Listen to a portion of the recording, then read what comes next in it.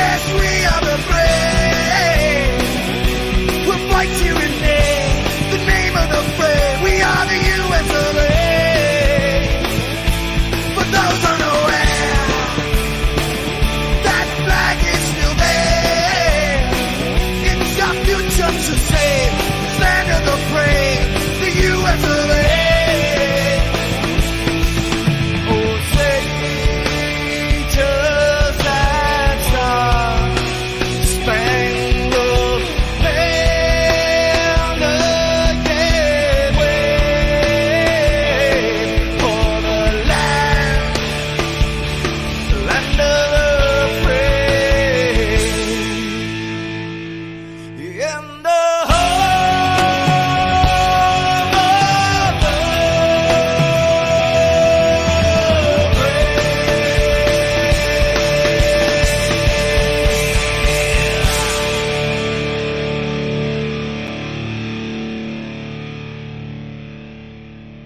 Good morning. God, grant me the serenity to accept the things I cannot change, the courage to change the things I can, and the wisdom to know the difference. Amen.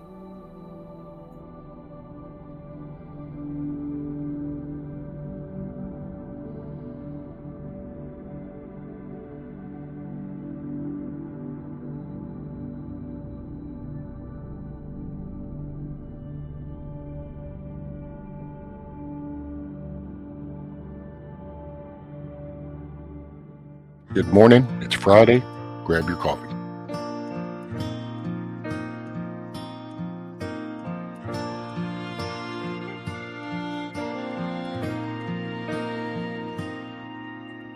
Freedom ain't free, that's where I stand. Burn my flag, I'll kick your ass. Life of a working man, that's just the way that I am. People like me, rednecks like us, still old school barbed wire and rust. Bible on the table, the shot glass in my hand.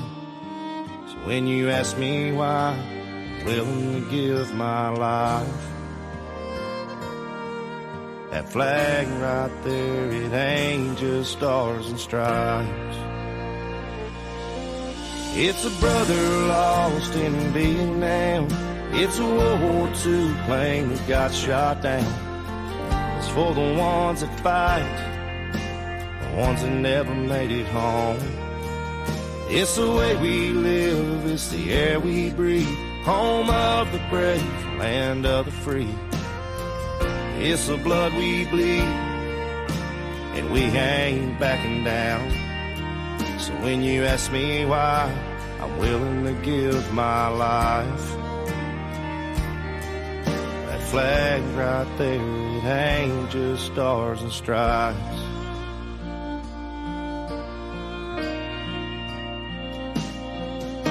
I love this place called USA.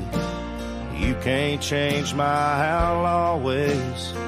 Brings out my fighting side. That's why the devil knows my name. I miss John Wayne, ain't scared to bleed. Rebel in the South in me. We don't need your hand out here in this blue-collar town. So when you ask me why, I'm willing to give my life. That flag right there, it ain't just stars and stripes. Hey, morning, everybody. It's a young kid's dad we'll never see again. It's something some people don't understand. It's for the ones that fight and the ones that never made it home. It's the way we live, it's the air we breathe. Home of the brave, land of the free. It's the blood we bleed, and we ain't backing down. So when you ask me why, I'm willing to give my life. That flag right there, it ain't just stars and stripes. It's a gold star hanging on a mama's wall. All gave some, and some gave all. It's a brother lost in Vietnam. It's a World War II plane that got shot down. It's for the ones that fight and the ones that never made it home. It's the way we live, it's the air we breathe, home of the brave, land of the free. It's the blood we bleed, we ain't backing down. When you ask me why, I'm willing to give my life. That flag right there, it ain't just stars and stripes. That flag right there, it ain't just stars and stripes. Hey, morning, everybody. Would you believe it's Friday? Friday already. So we got to go up to the top, but we got Matt coming in. Oh, he did last night, so that's Rabid coming in late last night. Oh, I see this. So we got Scat Pack, Mrs. Meadow, Coffee First, Mr. Kevin Ramsey in the house, Benjamin. Morning, morning. Hello, Blue Jay, welcome.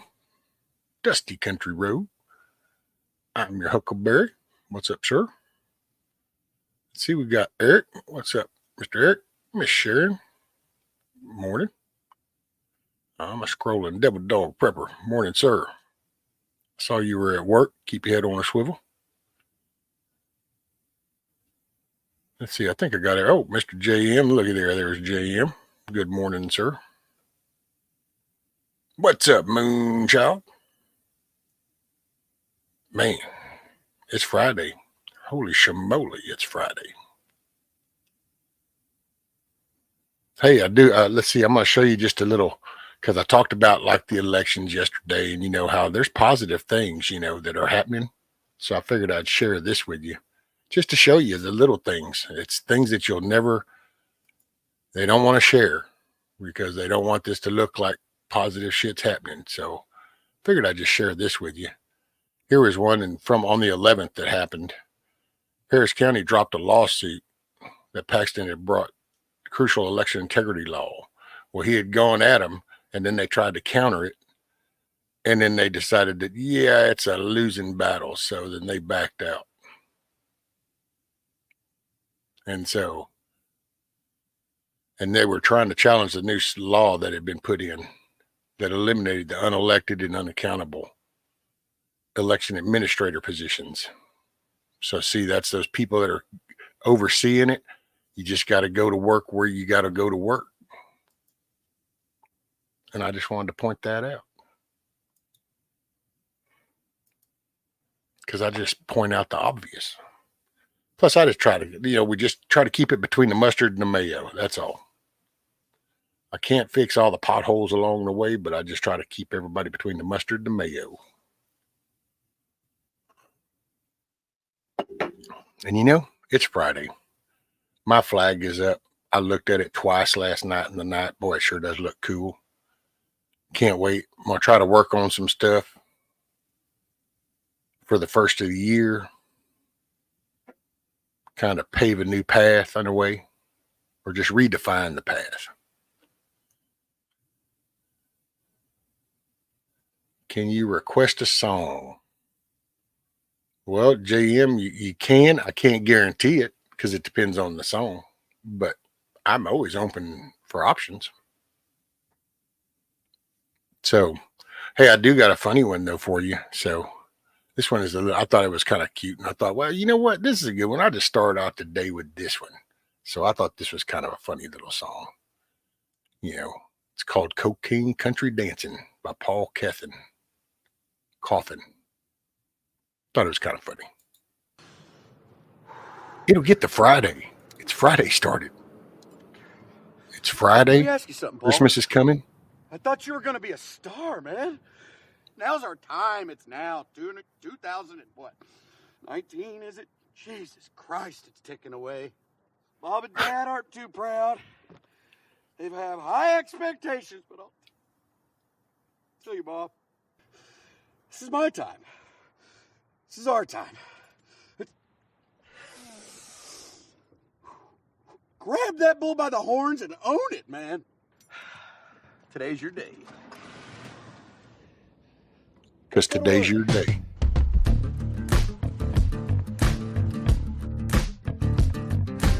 Remember that. Today, it's your day. Roll up to the club in my 1964 caddy, straight ready to stunt. At 1:45, just looking for fun. I said a twist for me, baby, hit a rip for me, baby. Take another shot, get lit for me, baby. Ooh, it's 1:45. What you wanna do?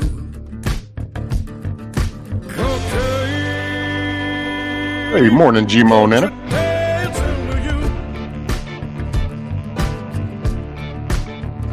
I think a bit of cocaine, country dancing will do. No, ma'am, coffee. There just wasn't another option on the form when I woke up.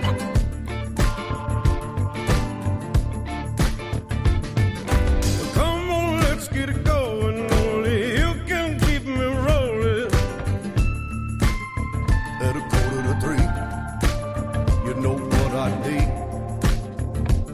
Well, I'll twist for you, baby. Hit a rip for you, baby. Take another shot, get lit for you, baby. Oh, yeah.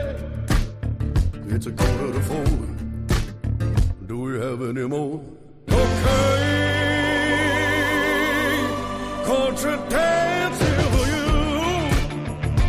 Oh, thank you, ma'am. I just pushed through it day after day. Okay, country dancing for you.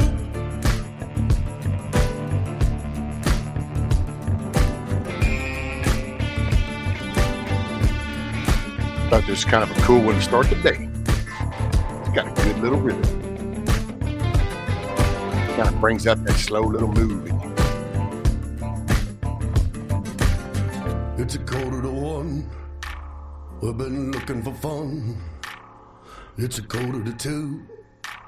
Oh, what you wanna do? It's 2:45. You know what I need. It's 4:45. Do we have any more? Okay, country dancing with you. Dancing with you. Hey. I think a bit of cocaine. Country dancing with you. You guys will have to watch the video too. It is worth watching the video. Cocaine country dance. Because homeboy, he's a humorous singer. So it's got good rhythm, but it's humorous. You have to watch the video. I got another one for you too. It's kind of funny.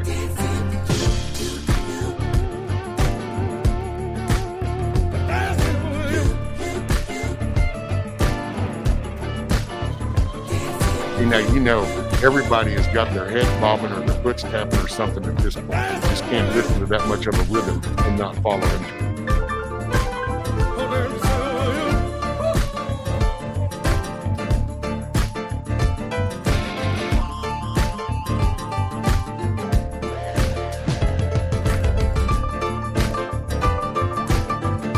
thought it was pretty cool. I thought y'all would get a kick out of that.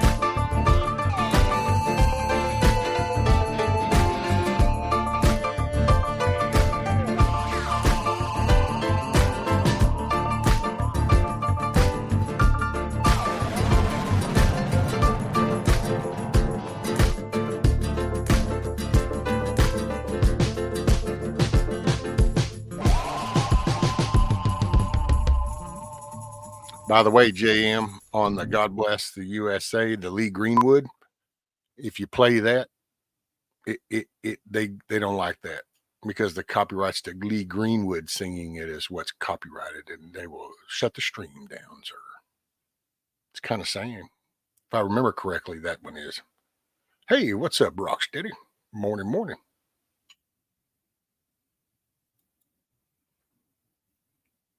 Man, it's Friday. We ain't got no job. We gonna get you high. I think that's how that movie goes. I don't know. The missus and the kids used to quote that Friday's movie all the time. It eludes me. There's the big word for the day, elude.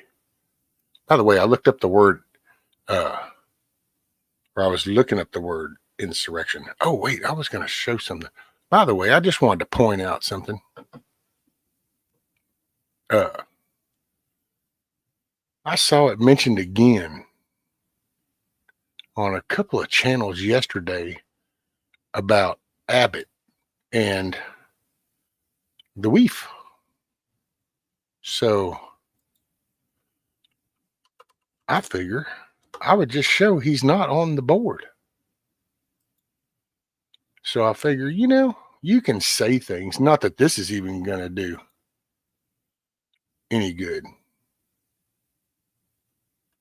Let's see, we want to go down here. Oh, wait, here, I'll even show y'all because I want to share this. I like to throw my shit right out there in the open. Will you have lives throughout the weekend, sir? Man, you and that sir dude, JM, I appreciate you, buddy, but if you don't mind trying to ease up a little bit. That's the song they played when I became a Marine. Yep. Well, the problem with some of the songs is the artist that sings them, well, then the artist has already signed contracts. So everything they sing really belongs to somebody else. It's kind of like when you go to work for a company, a software company, most of the time you're signing contracts that as you're writing this code, the code actually is belonging to the company since you're an employee of the company kind of thing. Well, that's how, man, they've really, and it totally sucks to me. I mean, it's the digital age now. Get with the program. You might as well let people share your stuff and then they'll go get it if they like it. Okay, so I was scrolling down. This is the WEF, the World's Economic Forum. Look, I'll even put it right down here. I highlight. Woo, see there, the World Economic Forum. We're going to go to their leadership and governance. Here's their leadership. This is their managing board. First, I'm just going to give you the visual right out the gate. You'll notice that nobody in the picture is in a wheelchair. I'm just saying. So, I mean, before you have to go down the alphabetical list of names, you can just notice that nobody's got wheels underneath them. And then here's the board of trustees. And if you go down this whole list, nowhere do you see Abbott. And here's this little dude's the president, board, whatever. And here's the managing board. And nowhere do you see Abbott. Here's the executive committee.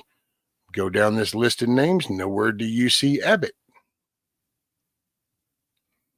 But yet, everybody tells you that Abbott's on the WEF. Abbott's on the WEF. And, I'm not knocking them, dude, but show me. Because everybody keeps talking shit all the time, but nobody ever shows you the facts of where that came from.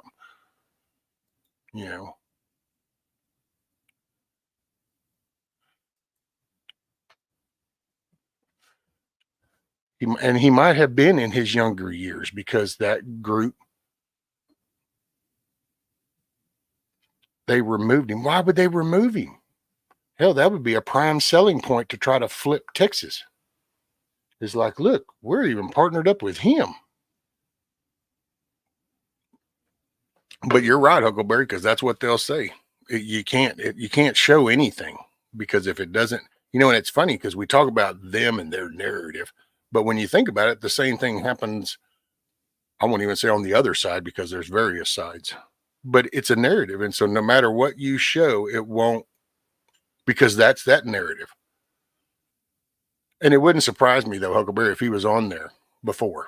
It wouldn't surprise me if a whole bunch of the people in the whole political realm were in there but that doesn't make them guilty of that. It's kind of like somebody that likes to ride motorcycles and you're riding, you end up hooking up with this dude. He's got some friends. You end up going to the bar and you're hanging out in your shooting pool. Well, then somebody one day goes, man, you're one of them motorcycle gang members. And it's like, wait, what? And it's like, No, I was riding my bike. I met up with him. We go play pool. We go out to the lake and enjoy some beers. And oh, but I saw you with him. Yeah, we go for a ride. So see, there's a certain level of that too. That some of these people in their younger years and they get sold the shit, but that's, I don't know. I'm a two-time bad person that broke the thing, and I kind of like the fact that I was able to earn my second chance. And that, but I have in-laws that hold me that against me from shit before they knew me. So I'm used to the whole judgmental shit, and that I just try to point that out to people. It's so easy to quick on that judge thing because when they do something, hey, what's up, wingnut? When something you don't like happens, it's easy to just clump somebody and go there. My in-laws did that to me for the last 30 years. Flat out statement. We liked you just fine till we found out you had gone to prison. And it was like, you do know that that's before you even knew I existed on this ball of dirt. It doesn't matter. People don't change. See, and that rings in my head to this day.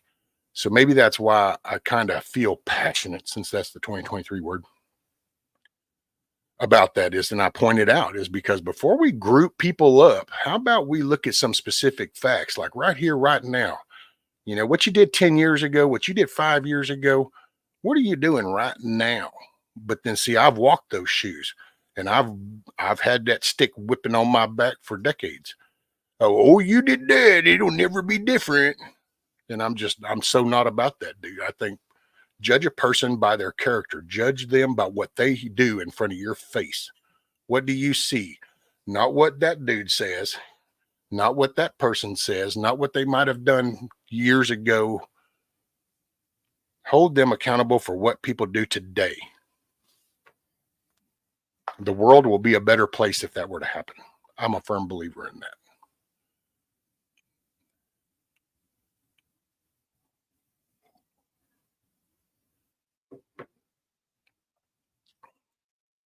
Some people can hold grudges. Yep. And sometimes a grudge might not be a grudge. Sometimes I know I've been accused of holding a grudge, and it's like, I don't know if I'm really holding a grudge or I'm just waiting for you to acknowledge your flaw and then be open about that instead of hiding behind shit. So it can be twisted, and it has been on me. Oh, you're just judging. No, I'm just waiting for some self-accountability. That's all. It also depends on what they did. There are a few things in life. Well, this is true. Now, there's things that cross lines. Personally, the pedophilia, molestation, rape, that stuff crosses lines. Stuff that you're inflicting on people crosses lines. So yes, that stuff, mass murderers, yes. But I'm talking, a hot chick rider, even a drunk driver. Hey man, maybe that was a one time, maybe that was the wake up call. But somehow we've gotten to where if you say DWI, it's all the same. It's like there might be that 17-year-old that, yeah, he broke in that car and he got charged. And now he's 30 and he hasn't never done that again. But people see that on a paper and they go, aha, you're that way. See, I don't go there. Show me actions. Oh, wait, he hasn't done anything like that ever since. I'd say the person changed, And yes, G-Mon Nana, that's the nail on the head, right? Having children changes your life. It changes a perspective of things. You start to see things in a different aspect. You think you're on top of the world and you know everything until you're holding this little bitty life in your hand and you're going, oh shit. Okay, so now what is it I do again? Isn't looking at other people's flaws just like looking in a mirror at the things you don't like about yourself? No. Because you can be an honest person and watch people lie all the time. And that's not looking at like, because, I really lie. No, you're just seeing a characteristic in somebody that's not good. It's like the whole myth of, don't judge people. No, you're supposed to hold people accountable for bad actions. It's just, yeah. My 2 cents. Otherwise, you're just waiting to get taken advantage of. Yeah, no, first I always give the chance to explain. We all do stupid things. Some get caught, some don't. That's it. Hell, that used to be a running joke. The only difference between, and because down here inmates wear white and then like guards wear gray. And it used to be the joke about the only difference between white and gray suits was one got caught and one hasn't. And not to tarnish them, but it's just that it's humans. Humans, we're at the bottom of this. Well, y'all have a great day. If I don't see you before, I would like to wish you a Merry Christmas.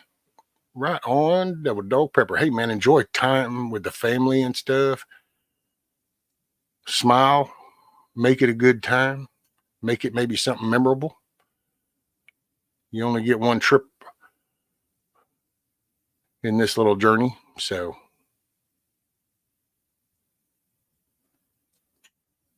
What's up, Matt? Morning, sir. Morning. So let's see. See, I did that one. Here we go. We'll do a little tunage real quick. Because it's Friday. Woot woot.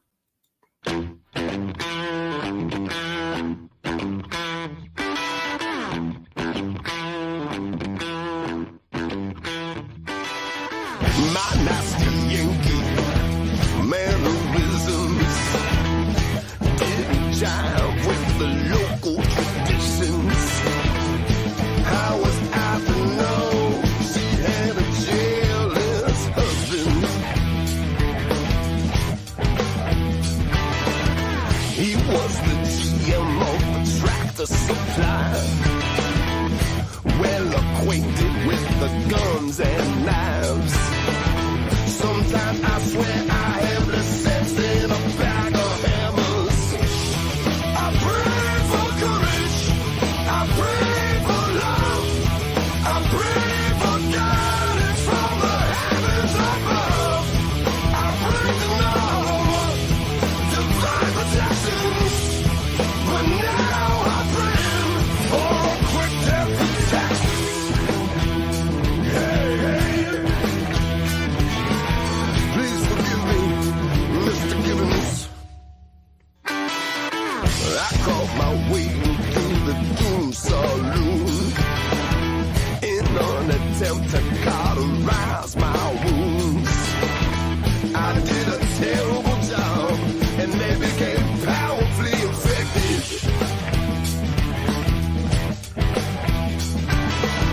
I found myself atop a stolen road, quite convinced that I would never see home, and all on account of my lack of common manners.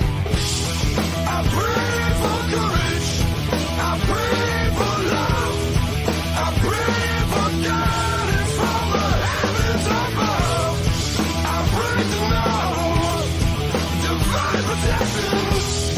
But now I pray for a quick death attack.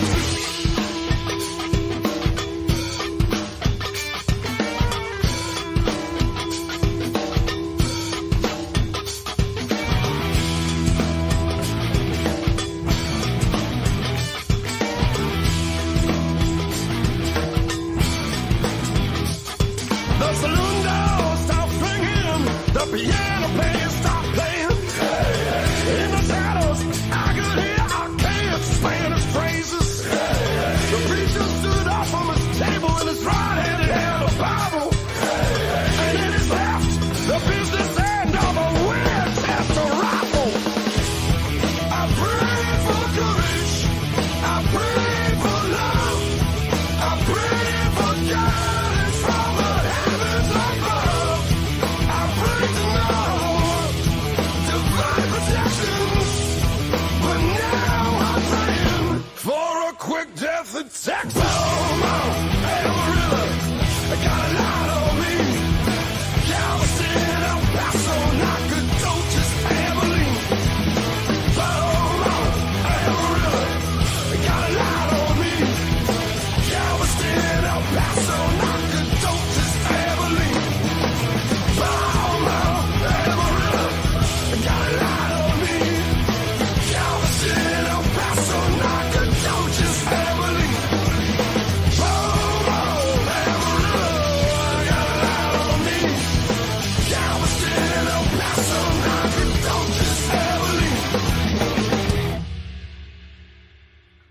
Hell to the year. It's Friday.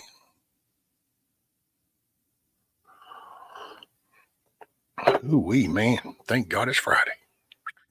Not that it's really, I mean, I guess it's different. Hey, for those that it's Friday for and you get to start a weekend, then that's really cool.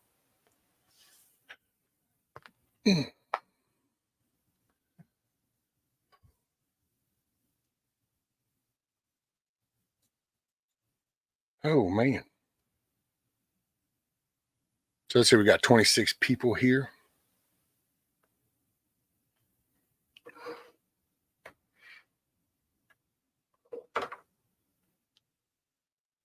And what is it? A wingnut said it's like 49 degrees down. What did he say? Yeah, 46 degrees.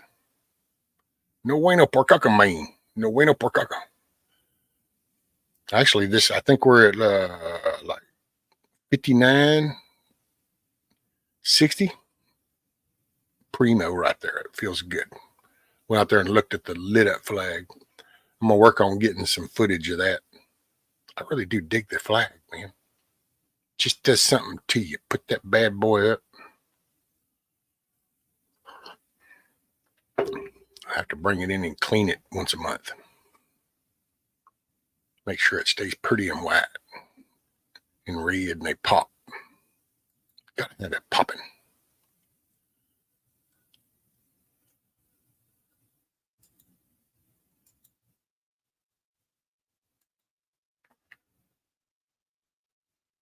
So let's see, do I got anything else?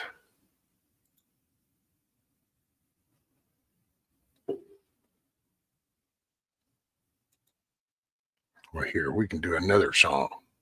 We can just do another little tunage. I'll send out some invites. No guarantees. Trying to figure out something with that. Don't really know. We'll figure something out.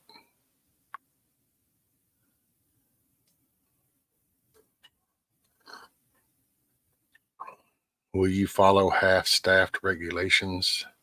Come on, JM. You got to ease up on the sir, buddy. Ease up on the sir on me. Come on, this is Friday. We're going to lighten up on a Friday. How's that? Me and you are going to meet halfway. How's that? Okay. So, let's see. If it calls for it, then I would respect it. So, but you got to ease up, brother. You got to ease up on that sir thing. Hey, I get it because I got a bad habit of doing that, and some people they go, but you know what? Here's what you do. I'm gonna see if I can explain this for you, JM. So, like, there's a guy, you've seen him come in, Devil Dog, not the Devil Dog prepper that was just here, but we've got what we call D Dog, Devil Dog, and I don't know, it's like 20 something, whatever, 26, whatever. Well, see, he's a Marine. Marines, if they're not officers, they don't really like that sir part. So when I met him, it took a little bit, and he would come up and I'd say, "Hey, morning, sir." And he'd like, "Oh, rescue." And I'd go, "Oh, okay, I'm sorry." Well, see, you know what I had to tell myself? Okay, so if I'm going to respect him and I know that that bothers him, then I try to ease up on that. Now, if I didn't have any respect for him and I didn't care, then I would always just hit him with a sword, knowing that it gets under his skin. So, see, you kind of there's a point in maturity when you come up and then you start to process these decisions in your brain. And so that's what you do before actions. You process the thought before actions. So if I'm kind of openly telling you to just kind of ease up on it, I'm not saying stop. I appreciate the respect, but just to ease up a little bit, then just show me a little bit respect and acknowledge that. And then you work on trying to meet me halfway. This is how you show respect to somebody. Roger that. Cool deal. We're squared away. Morning, Mr. John.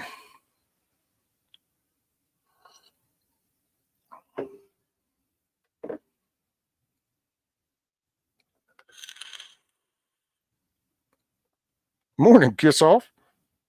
Well, that's me, Anarchy, but that's why I said, I do it with D Dog. I know it would drive him nuts if I do it. And I used to pick at him, and I still do every now and then.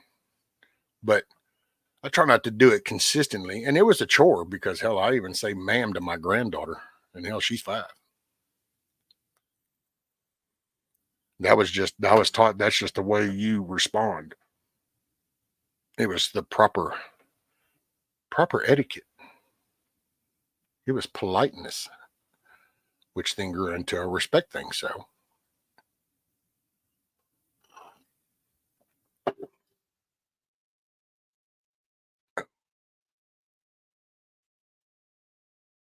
but I don't want JM to think I'm picking on him. And man, it just, I don't know. I'm just asking, dude. I'm just asking, everybody got to do them. Everybody got to do them, boo. It's a hit or miss with some, right?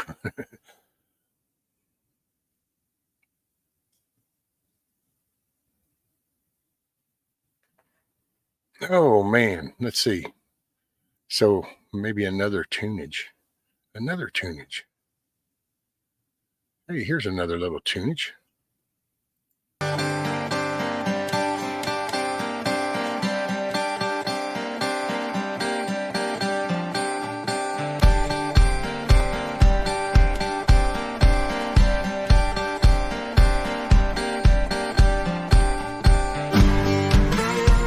Yes, sir, John. Pretty much. I mean, I've been up since about 2 o'clock this morning. That's probably why, too. You're not seeing that first morning look. I've been Round and round we go. Where it stops, nobody knows it.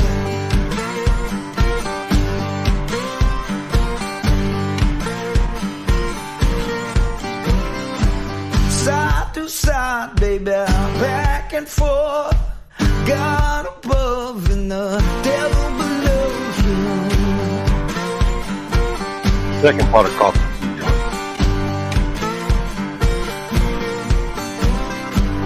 You got your reasons, I got my wants. Still got that feeling, but I'm too old to die young now. Too old to die young now. Above or below the ground. Yes, too old to die young now. Still the good Lord might lay me down.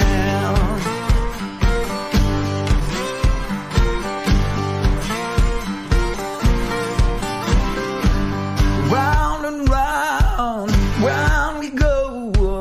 What stops, nobody knows it.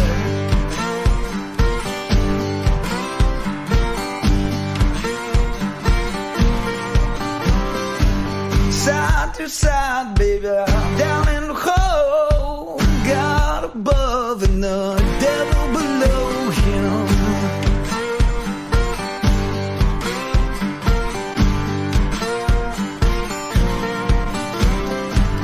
You got your reasons, and I got my wants. Still got that feeling, but I'm too old to die young now. Too old to die young now. Above or below the ground. Yes, I'm too old to die young now. Still the good Lord might lay me down.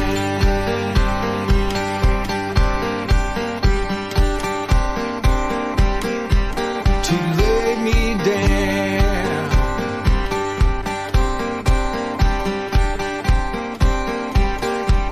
To die young now.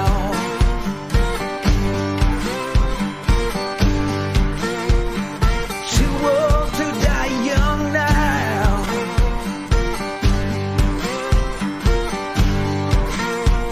Above or below the ground. Still the good Lord might lay me down.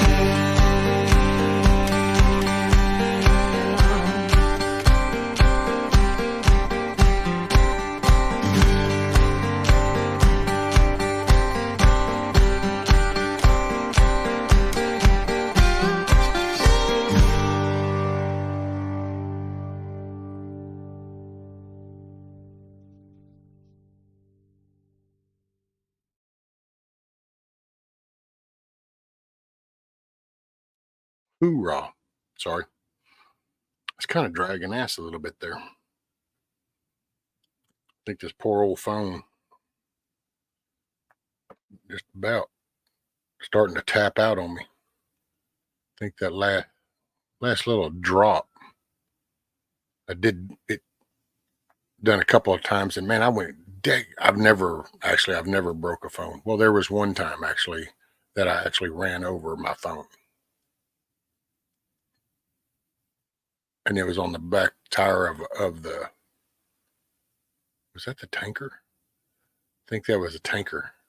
I had set it on the tire, was tending to it, forgot about it, went to take off, and then was like, oh shit, I think my phone was on the bumper. Well, it wasn't on the bumper. It was actually on the duals underneath the tank. And so I rolled right over to, but I've never wanted, now my chair though, this damn thing falls out of my pocket.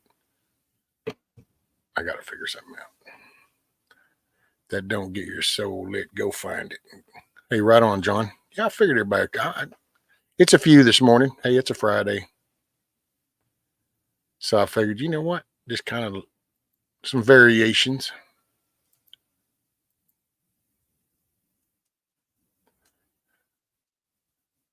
Figured this.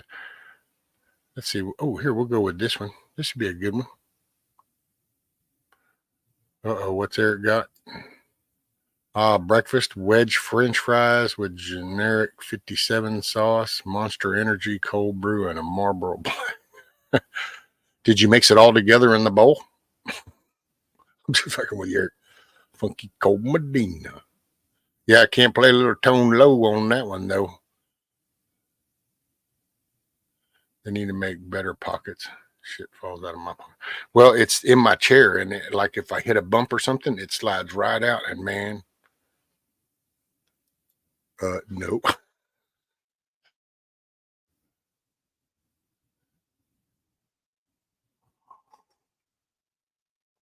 Oh, let's see. Damn, I hear BBI already talking shit out there. Hey, here's one. Let's do this one. Because everybody thinks they are. Until they're not.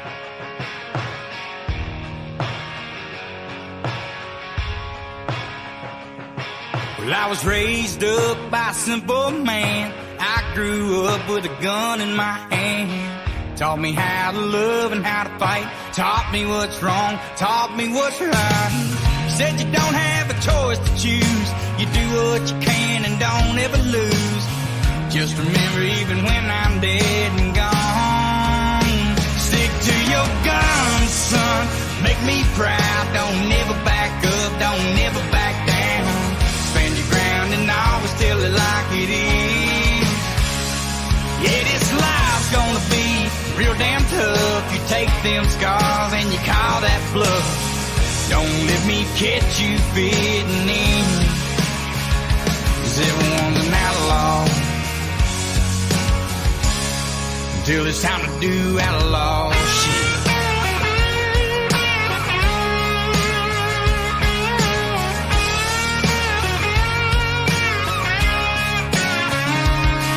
Well, the times are changing, but not for me. I got my own home now and a family. 2 callous hands and some old work boots. Busted my ass, paying my dues. Tell my kids every night, try to see the world through your neighbor's eyes, and make a difference if you can. Stick to your guns, son.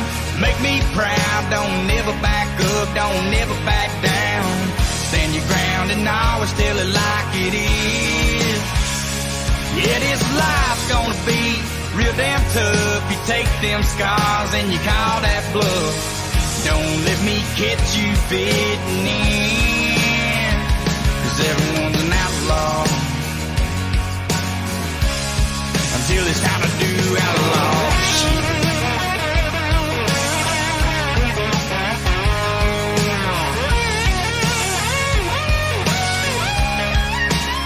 Stick to your guns, son.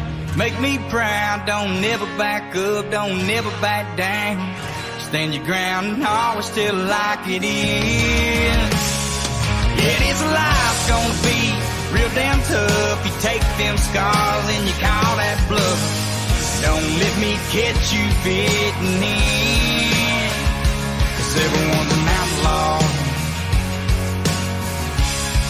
Yeah.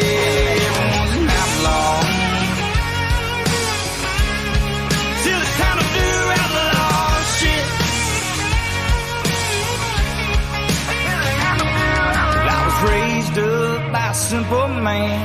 I grew up with a gun in my hand. It's not usually your genre.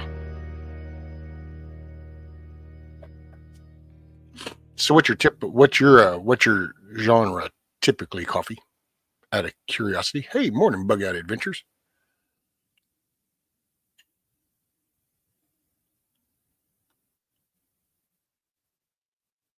By the way, guys, don't forget, go to all messages or live chat on the video. Make sure you got a little red dot next to the word live. If not, hit the word live, and then we'll see you when you get here.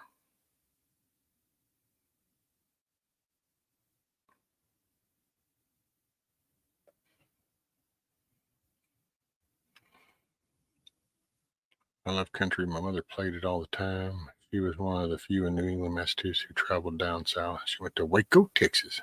Taught me the song Deep in the Heart of Texas. There you go, John.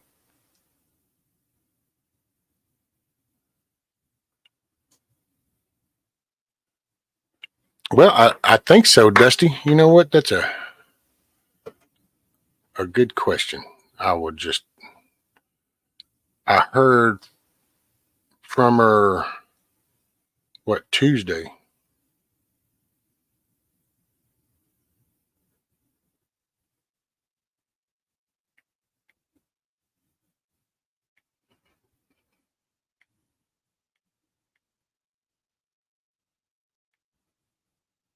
Hold on, guys. Matter of fact, here, let me see. I'll try to play a song. Hard rock mostly. Okay. Well, yeah, that's right. I could see that.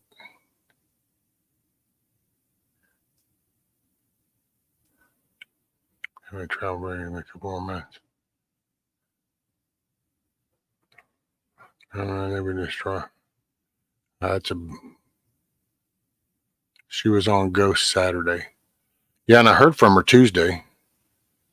I'm going to play a song and then I'll finish this. Let's see. What did we do? We just did this one. Oh, here's you a funny one. Well, let's see. I got one that would kind of more.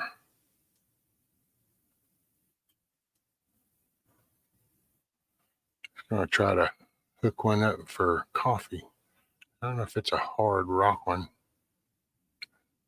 No, these are all just kind of funnies. Well, good ones, but. Well, I'm sorry, Coffee. Hopefully you'll like this one. I don't know. This is kind of a bluesy kind of sound.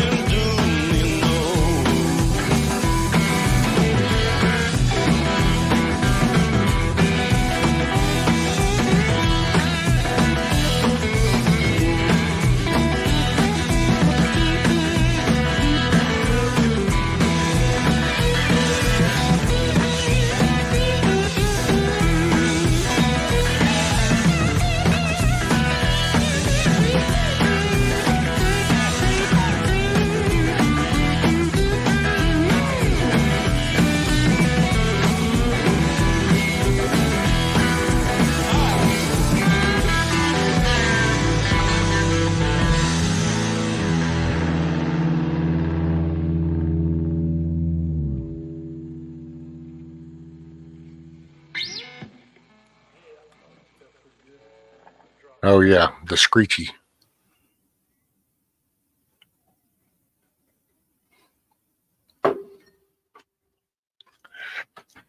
That's why I like, I guess you'd say, hard rock. I like good, clean guitar work. So the screeching, just hammering away, I just can't. Yeah, it's like I'm just not there. It's cool.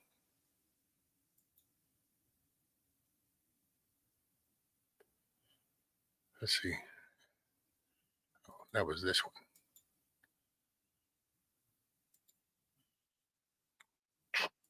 Okay, so this is going to be a funny one.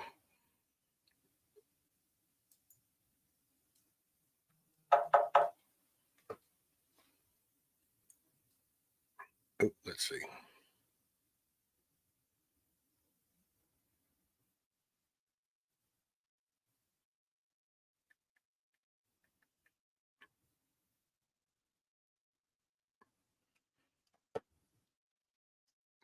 Well, let's see.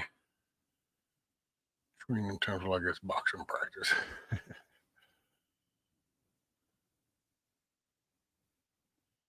So this one here is going to be kind of funny. It drops the F-bomb, so it is what it is. But hey, this is Friday, so we just going to have fun. It's to put a smile on your face. It's probably more country than, but hey, it's a good, funny song. So here you go.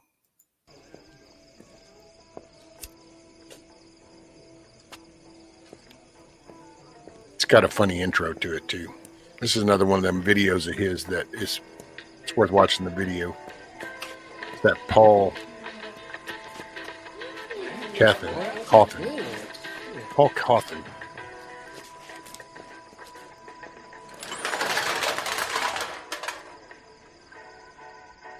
Hot dog, holly golly dag nabbit, I ain't lying to you. Come on down, be country as fuck. Quicker than a snap of a finger. What do you want to be? Country as fuck? Buy my VHS tape. Change your life in 30 seconds. I'm a shade tree mechanic, got a 1-ton truck. I drink a 30-pack a day, cause I'm country as fuck. Call me Little Nose, call me Tim McGraw. Not a moment too soon, I had horses in the stall.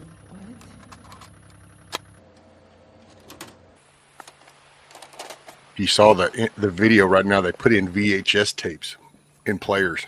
You're getting hoaxed. I go to Piggly Wiggly, call out on my CV. Still a VC orange, Jimmy Rickett to my TV. Hot dog, holly golly dag nabbit. I was 2 years old when I shot my first rabbit. Only got one hat, if you touch it then you die. Unless you're blonde you can dance and cinch your hog tie. Hot dog, holly golly dag nabbit. Damn son, if I don't catch a check I'm gonna sell my wife's gun. 'Cause I'm country, living it up. So I ain't country, you ain't country enough. Made my own definition, beat the system, about to start a new religion. Call it country, country as fuck. NASCAR, dog bar, fireworks, guitar, riding my land on a 83 Tacoma. I was driving tractors before it got sexy. Real cowboys don't rock the Kenny Chesney. Catfishing, skinny dipping, bonfires, guitars. Willie Nelson, candy on the summer sun, shooting guns. Hot dog, holly golly dag nabbit. I ain't gotta sell my soul. If I want it, then I grab it. Hot dog, holly golly dag nabbit. Damn son, I'm about to catch a check by a yay from the club. I'm country, living it up. So they ain't country, you ain't country enough. Made my own definition, beat the system, about to start a new religion. Call it country, country as fuck.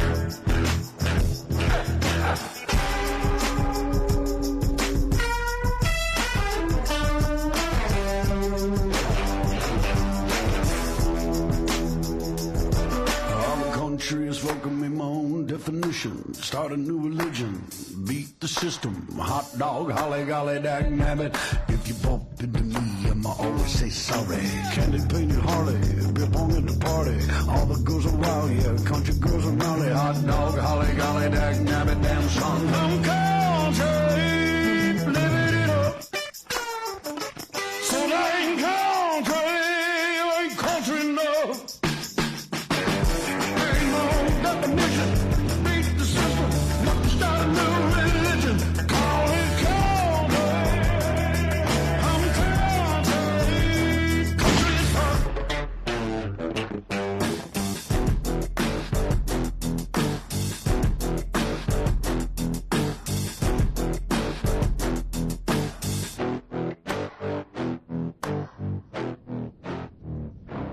He cracks me up. He got some rhythm, but he cracks me up with his lyrics. Thought that was funny. And by the way, G-Mon, then I just scrolled up and saw, I'm sorry you woke up with a migraine, and that totally sucks, man.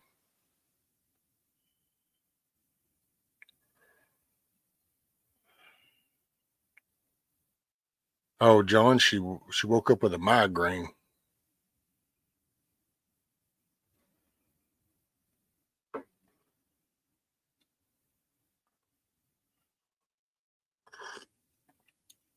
Yes, ma'am. The king of headaches. Yep.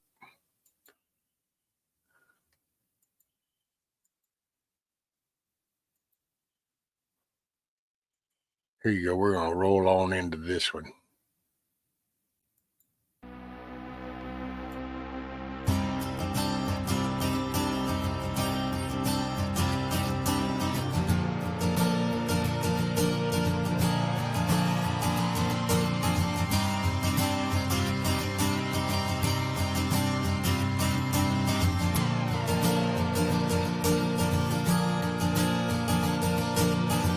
The leather soles go shuffling in, stinking of smoke and 10-cent gin. Now who will toast our noble host who has this morning given up the ghost?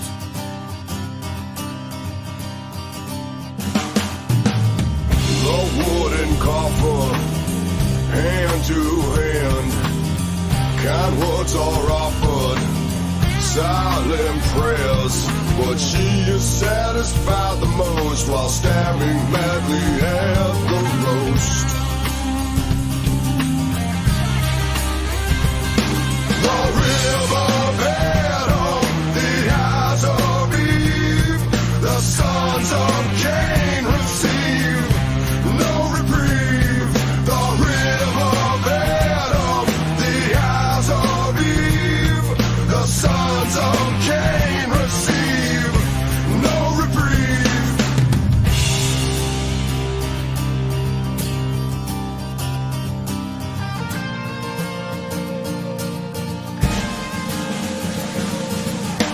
The predator rides with his men, the death of debtors he won't forgive. They repossess his silver eyes. Now in the potter's field he lies. The river Adam, the eyes of Eve, the sons of Cain receive no reprieve. The river Adam, the eyes of Eve, the sons of Cain receive no reprieve. Waiting for a dead man's shoes. Have you heard the latest news?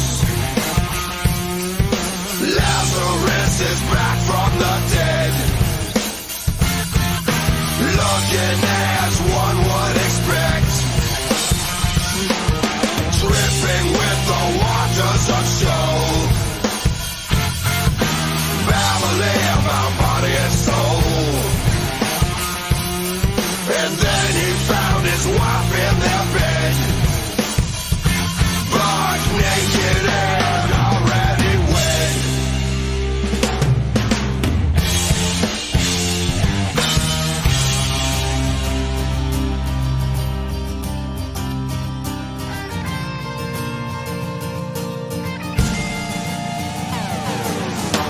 The tax collector beneath his sheets, the door swings open, floorboards creak. Now who will toast our noble host who has this morning given up the ghost?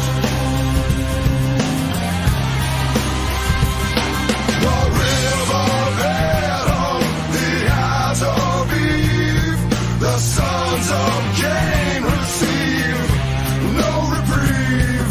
The river Adam, the eyes of Eve, the sons of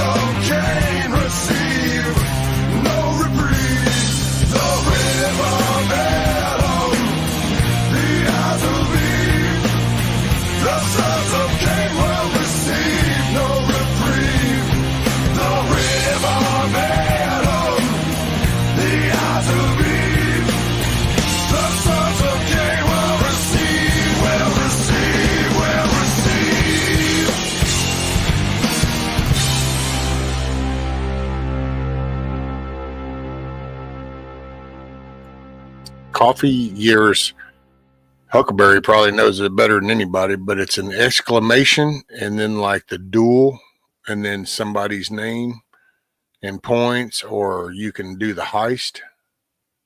You can just kind of watch what people type and you'll see that there's like a duel, a heist, the slots, 8-ball, which it doesn't really answer too much. You can give points. If somebody duels you, challenges you, then you do an exclamation accept, like Moonchild did, and then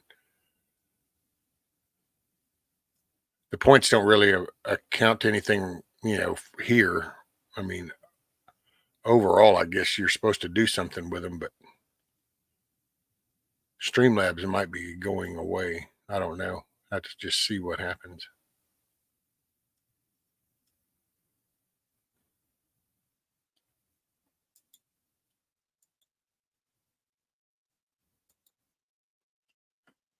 What's up, Michigan?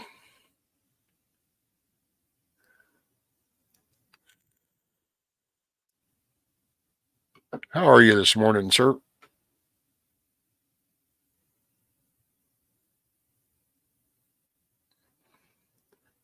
Have no clue, John. Don't know the dude. Don't know nothing about him. I think I saw him twice. The personality really wasn't for me. Sounded kind of condescending.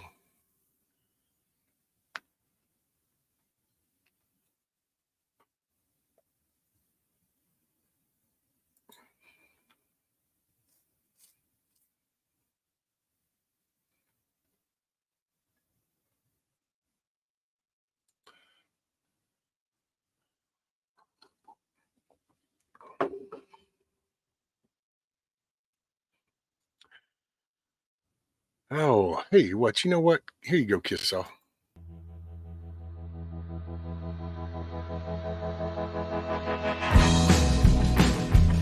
All right. Well, Daddy was a badass, oil-filled white trash, never took nobody's lip.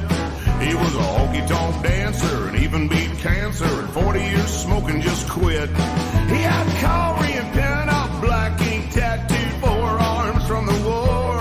He won a Purple Heart medal, but never heard him pedal the killing he did with the Corps.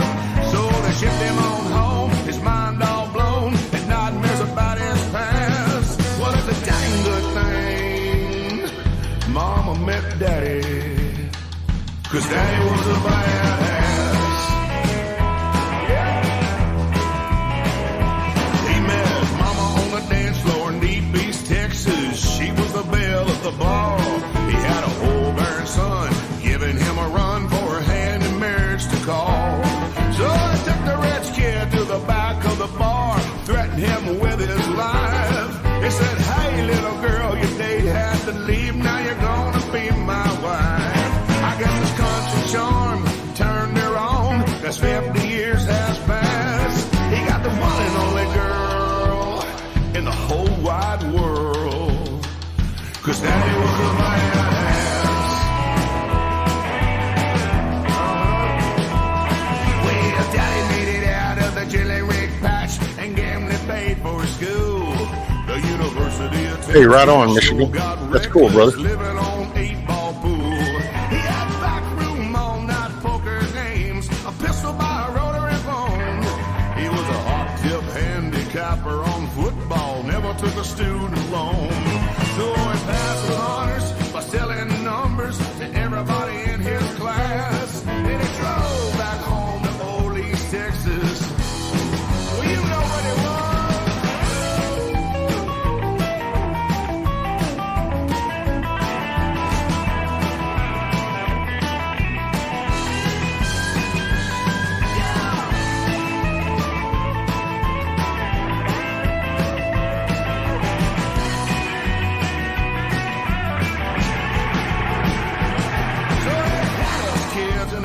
Was a house and he started his company. He made drilling bits for the old rigs and made a truckload of money. Hired all my uncles and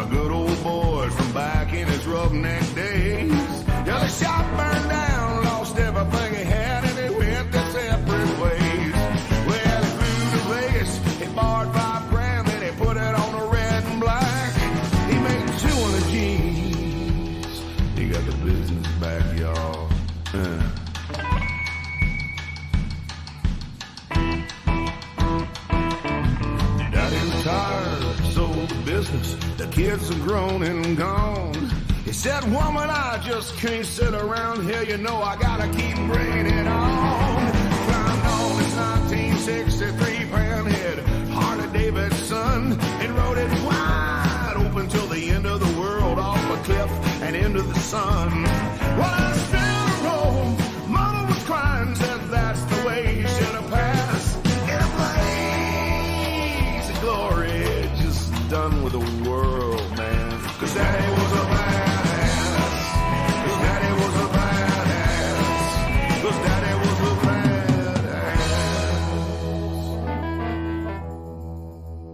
His daddy was a badass. And I will say, Coffee, yeah, I don't, I'll tell you, you can look in the past. I have called people out and I'll make a direct video about that, but it's usually only whatever I see. And I don't go to too many channels anymore. And I don't call channels out. I will just remind people that, man, you might feel anxious and some stress, and you might start hearing things that sound like, yeah, but you got to really watch, because the digital psyop is heavy. And you got ass hats that just, that way. So there's a multitudes on this YouTube, the YouTube streets, man. I think that's how they call it. But yeah, there's channels you go to and you can I don't know, it's weird. You just it's like, okay, I'm not interested. This is like, nah. And then there's some channels it's like, okay, this sounds like kind of like a neutral base, just some information. And then you can tell when that's why I said earlier, we talk about them having a narrative, but when you watch some of these other groups and stuff, there's narratives. You just got to watch that and you'll see the narrative start to fall in. I almost asked him. Oh, well, see, but John, that becomes living in your head. And I've been guilty of that. I've let shit get in my head. That's you don't let them occupy your space. Oh, he's anti every other channel. Oh yeah. See, he's trying. I won't say him nothing, but channels like that are just, I don't know. To me, it's they're making a living off of YouTube, and they're profiting off that small base that, feed into that kind of crap. I've been to several channels and stay about a minute and never go back. Right, Matt? That's I'll bounce around and it's like, it's just.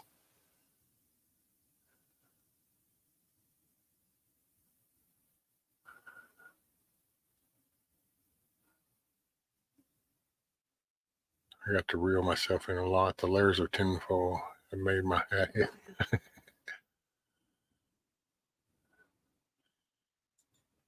Yeah, it's a trip. I mean, because some of the channels, man, it's like, and it's even on anything. It's not even like the prepper topic kind of thing. Any of them, you can watch the commercialization of the stuff, and I get it. Hey, there's shows. It's entertainment shows, and you do it. But boy, you start to see the spin in some, and then some actually have like a variant, of the MAGA group and the liberal side, and so there's some, and that's pretty cool. That PBD, the valuetainment's kind of like that. Not a big fan of his little liberal buddy there, but seems kind of like a Riri, but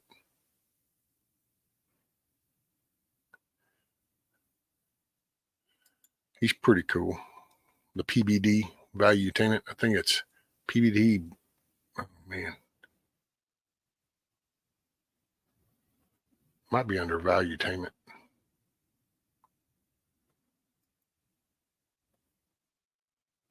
Oh, here, I guess I could show you this. Just a quick little picture. It's a good looking picture. Hey, morning, Josh. Josh says, good morning, all. Want to let everyone know my daughter is getting married tonight. 1 down, 3 to go. Right on, Josh. Congrats to her. Cool beans, buddy. Cool beans. It'll be a fantastic Friday night.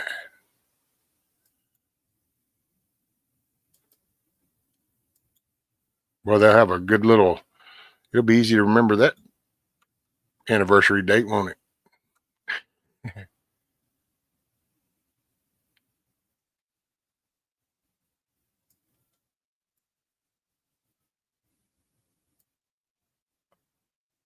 Swing, swing, swing, swing, swing, swing.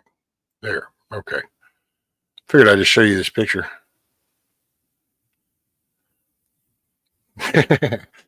Cool beans? Shoot, no.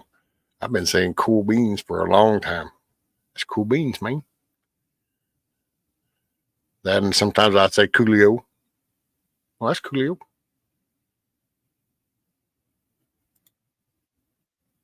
Oh, wait, what the hell did I just do? I just hit the stop screen part. OMG, I'm such a Riri. Poor old Eric.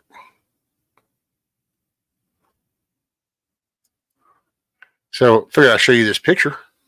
Thought it was a cool looking picture. Not much, no action story here, other than we are going out to the Middle East region. But so the Arleigh Burke class guided missile destroyer, the USS Laboon DDG-58 transits the Suez Canal December 18th. Laboon is deployed to the U.S. Fifth Fleet area of operations to help ensure maritime security and stability in the Middle East region.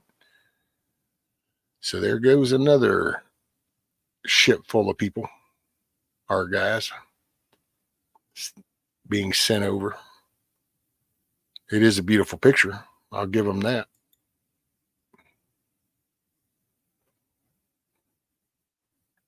Check out the guys. Looks like, I don't know where the, oh yeah, there's the guys standing at the mounted guns. A couple of guys over here. Hell yeah. American muscle. Thing. It's probably not the most appropriate time to say that, but let's see, I showed you all that one. Oh, show you another little bit of good news from old Attorney Paxton.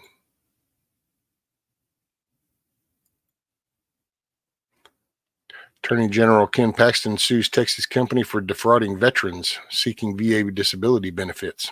What? Hell yeah. Sued the VA claims insider for engaging in deceptive trade and practice to defraud veterans.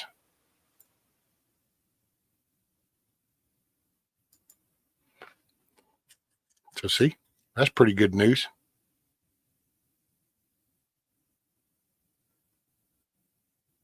They were trying to defraud, I guess, payment for any subsequent increases in disability benefits or $5,000 in damages. And so sued their ass.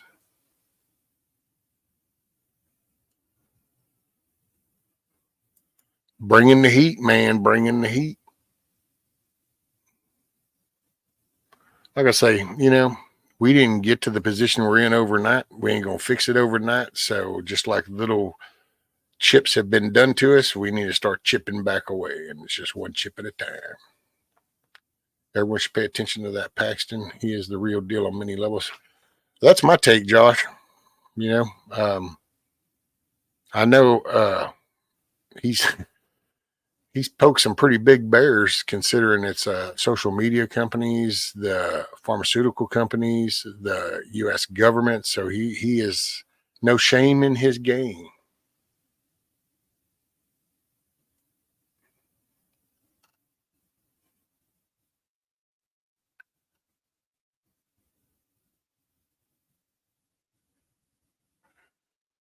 Rescue, check this out when you get a minute. It's a short.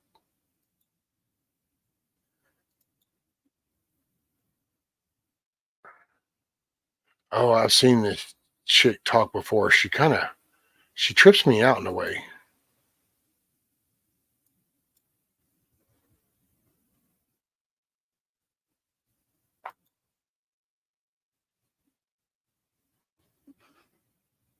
Damn it. I guess I just have to play the whole damn. It won't let me back it up. Look at here, you little shit.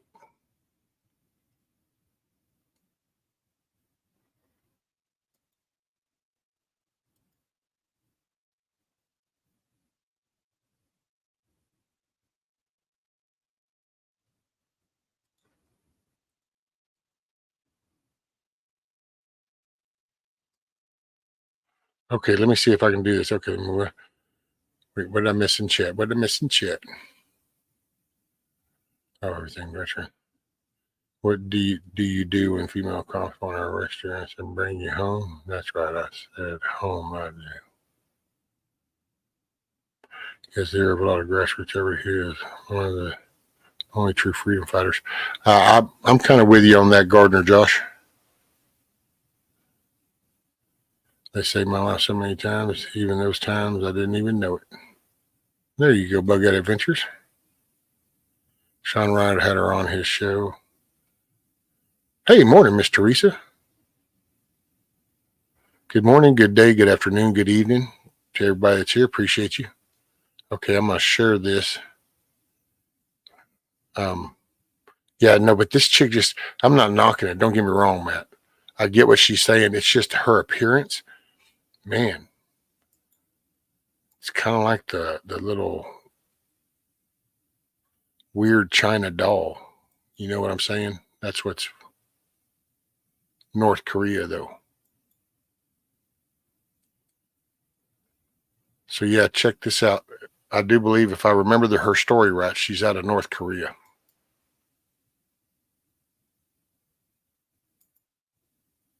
Last year. Congratulations. Thank you. Thank you so much. And then Oscar Intelligence was saying, now you're their responsibility. I'm sure FBI gonna protect you. Sure. So when they reached out to me to come give a speech, I was excited. I said, finally they're gonna protect me. And then 2 days before my speech, the head of diversity calls me. The head of diversity? Yeah. At the FBI? Yeah. And then great. She says, like, we have to answer your speech. Yeah. And why? You're not diverse enough? And then she's like, yeah, because of your political opinions. And this is so funny. And in my American interview, citizenship interview, my interviewer asking me this exact question. Have you ever persecuted anybody for their political opinion? You know, if you said yes, you cannot become American. But you can become FBI. Exactly. These people should be stripped their American citizen right now. I became American last year. Congratulations. Now it's her little clip.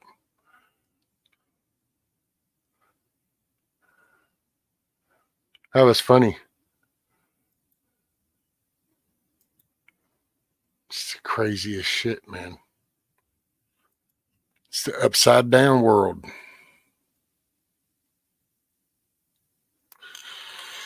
Want to be an American citizen? Well, then you can't persecute your political opponent. But if you are an American citizen belonging to one party, then it's okay to attack your political opponent and lock them up. Oh.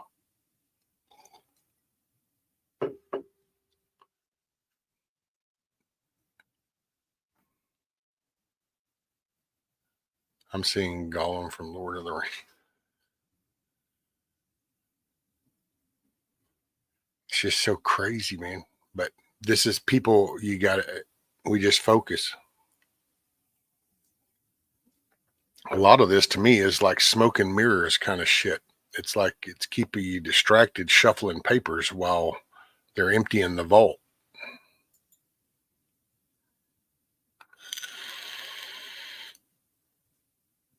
Just blows my mind.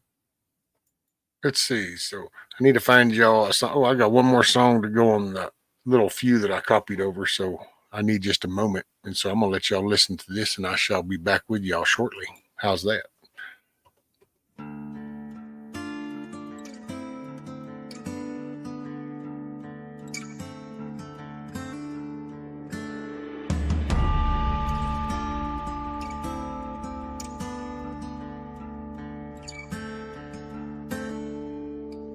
He rode in from the west with an eye for a dollar to make.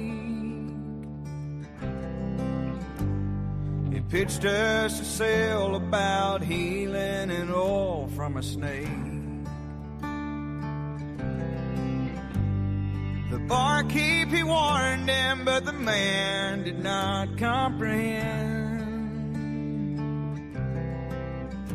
how strangers round here disappear like straw in the wind.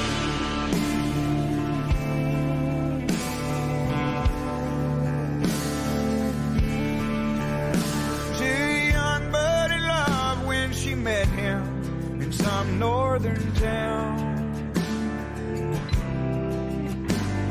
He treated her good till the sun and the whiskey went down.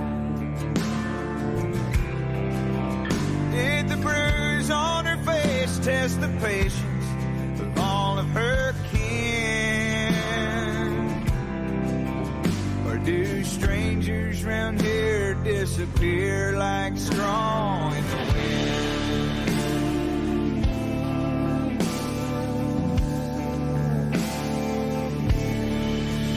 Old Jim runs his mouth when he drinks since his wife passed away.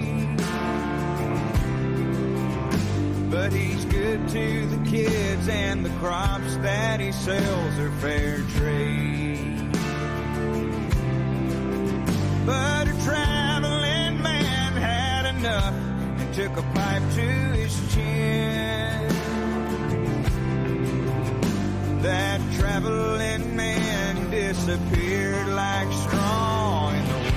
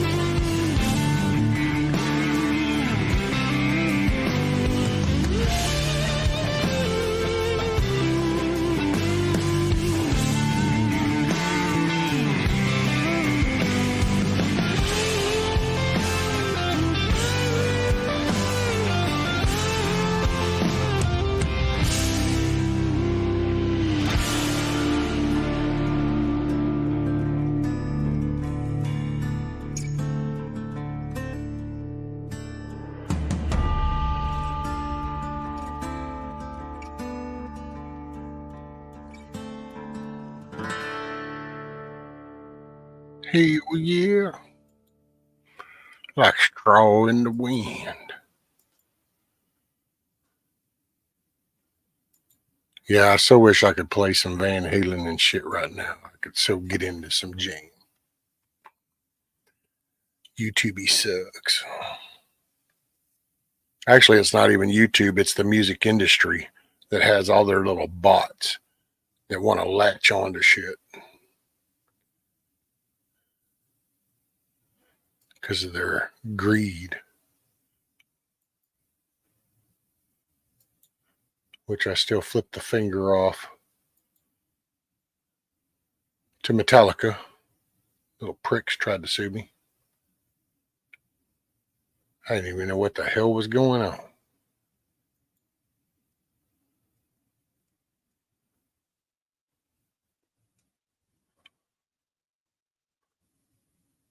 Huckleberry could sing me some. Yeah, but you got to remember, man, I want my speakers to work.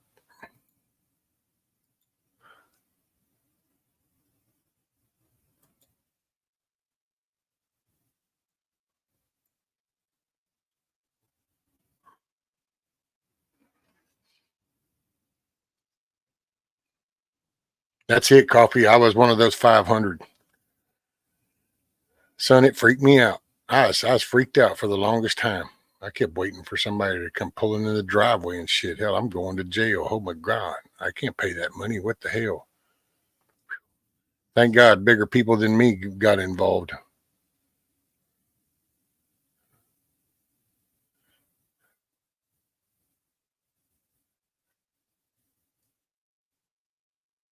Hey, it's 6:32.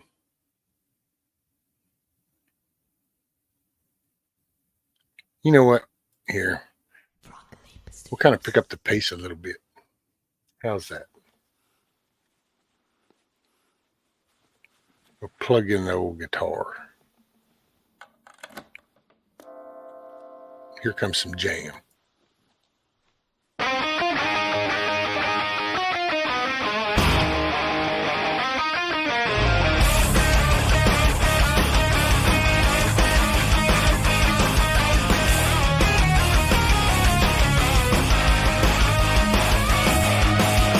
Louisiana, close to New Orleans, way back up in the woods among the evergreens. This little log cabin made of earth and wood, where lived a country boy named Johnny B. Good, who never ever learned to read or write so well, but he could play a guitar just like a ring in the bell. Go, go, go, Johnny, go, go, go, Johnny, go, go, go, Johnny, go, go, go, Johnny, go, go. Johnny be good. He used to carry his guitar in a gunny sack, or sit beneath the tree by the railroad track. Oh, the engineers would see him sitting in the shade, strumming with the rhythm that the drivers made. The people passing by would stop and say, oh my, but that little metal boy can play. Go, go, go, Johnny, go, go, go, Johnny, go, go, go, Johnny, go, go. Go, Johnny, go, go. Johnny be good.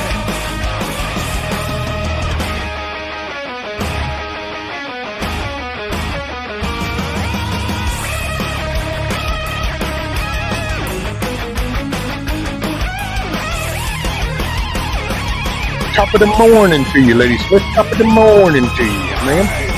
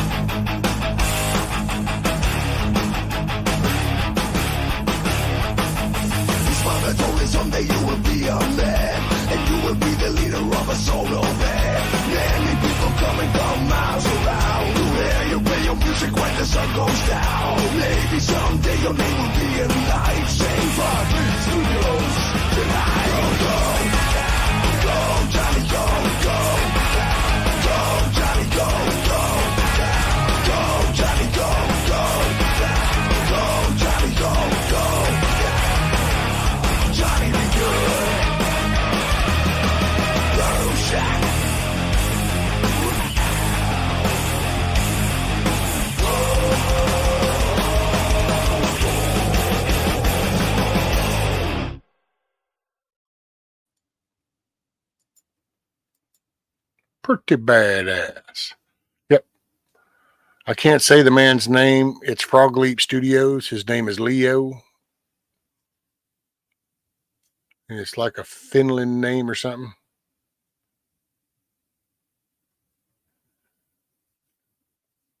Okay, there you go, Eric. Yeah, I totally dig it. Morning, Anthony. And I don't know if you heard me earlier, Lady Smith, but top of the morning to you, my lady.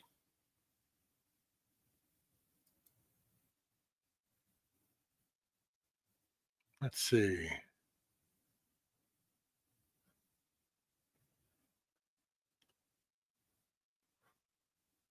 Oh, you know, I was digging a little rehab.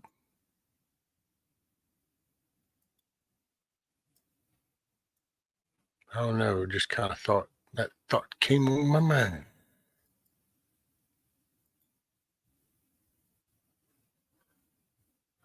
Hey, I wish I could play a little Hagar. Hagar's another one of them popular labels, got them little bots out crawling, just waiting.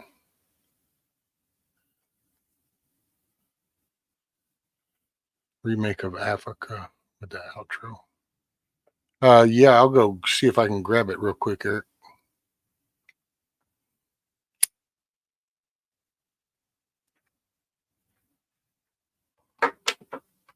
While I do that, y'all are going to have to put up with some rehab. I've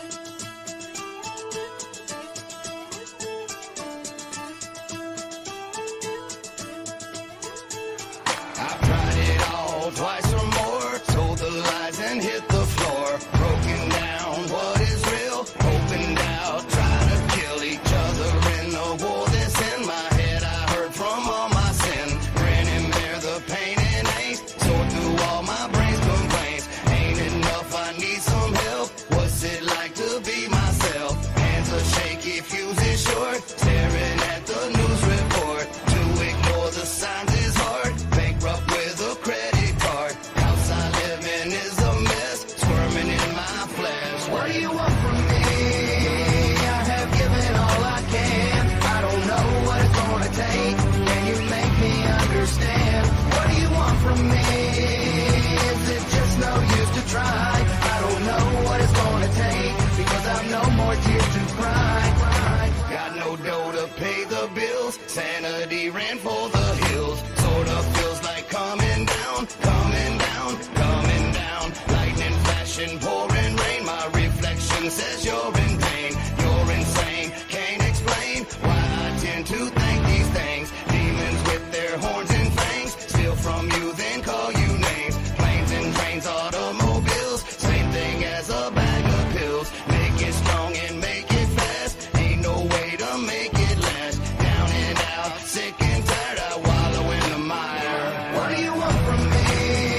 I have given all I can. I don't know what it's gonna take. Can you make me understand? What do you want from me? Is it just no use to try? I don't know what it's gonna take, because I've no more tears to cry. Working hard may leave you broke. Gotta learn to steal from folks. Baseball, hot dogs, apple pie, Chevrolet, Nazi disguise. Skies are full of poison air. Family photo, comb your hair. Wear a smile, wear a tie. Lie and don't be camera shy. Damn, if I could be like you, I'd make the same mistakes you do. Murder people overseas, for the need to feed your greed. Nothing's free, a price was paid with a rocket propelled grenade. Morning's purple, day is gray, just wanted to say hey. What do you want from me? I have given all I can. I don't know what it's gonna take. Can you make me understand? What do you want from me? Is it just no use to try? I don't know what it's gonna take, because I've no more tears to cry. What do you want from me? I have given all I can. I don't know what it's gonna take. Can you make me understand? What do you want from me? Is it just no use to try? I don't know what it's gonna take, because I've no more tears to cry.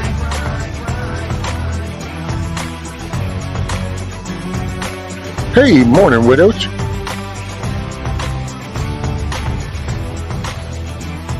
Just in time. Hey, I got a little video for y'all. And I hope that little dude, fat electrician, don't get all pissed off at me and shit. That would really suck for him to come at me and shit and get me whacked because I show his videos. So, and if anybody doesn't mind sharing his link out, it's a dude called The Fat Electrician. He did a little video on some eggnog. Thought I'd share a few minutes. And, hey, what's up, Rabbit? Morning. Anyway, I thought y'all might enjoy this. If anybody doesn't mind sharing out the Fat Electrician's link, that would be much appreciated. Night before Christmas, and all the cadets at West. Hold on, we're gonna.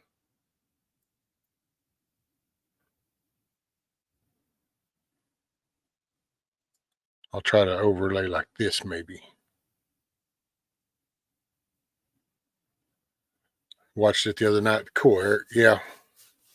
Hey, thanks, Huckleberry.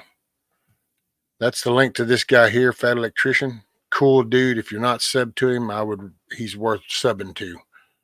So, thanks, Ladysmith. Coffee. Awesome. Let's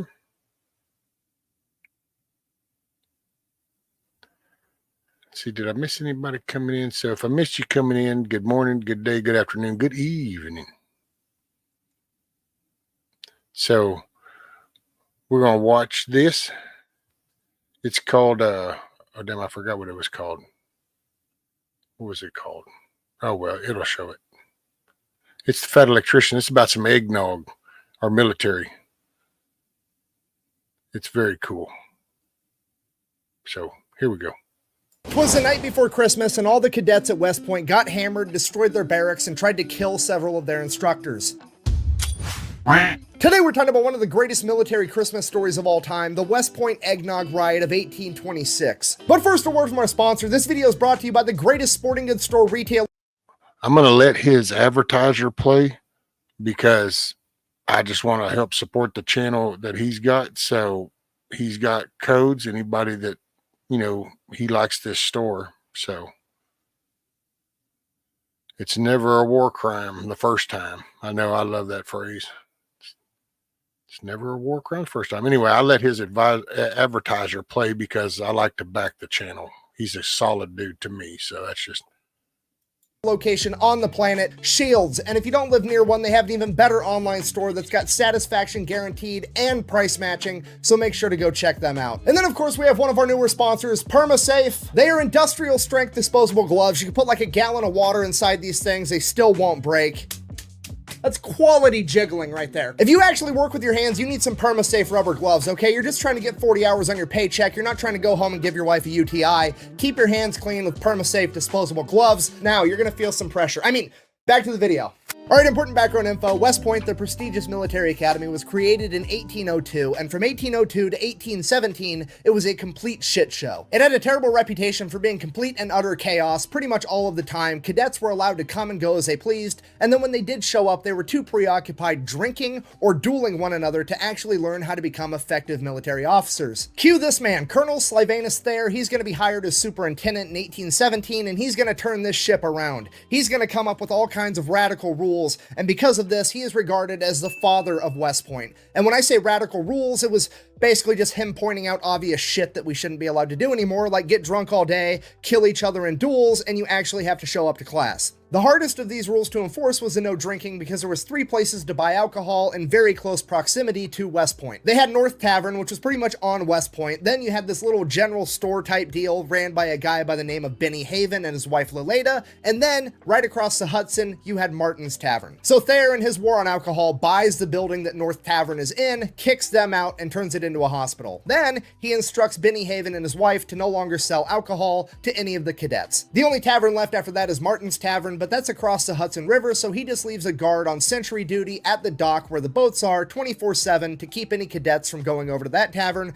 That's it, the alcohol problem is solved. Or so they thought, you see, because Benny Haven over here is one of the boys. He was a veteran of the War of 1812, so he keeps selling alcohol under the table, hush hush, to all the cadets. This goes on for a couple years, and then Thayer finally catches Benny and his wife selling alcohol, kicks them off the West Point campus, and the rumor is they are the only 2 people to ever receive a lifetime lifetime ban from the military academy. Now at this point, Benny and his wife have essentially lost their job and their home. Pretty much anybody would be begging for forgiveness and promising not to do it again, but Benny and his wife Leleda are the #1 supporting characters in this story because they decide that they're going to buy a fishing shack right on the Hudson River, right outside of West Point, where all the cadets could get to them. Benny's new tavern, though, is only accessible from 2 different routes. You have to either get there by a boat on the Hudson River, or you have to crawl down a 60-foot steep cliffside that has stone stairs carved into it, meaning that it is treacherous for pretty much anybody, especially if you're drunk. And whether Benny intended it to be this way or not, this actually discourages pretty much anybody except for a bunch of cadets that are trying to avoid from being caught from drinking at his tavern.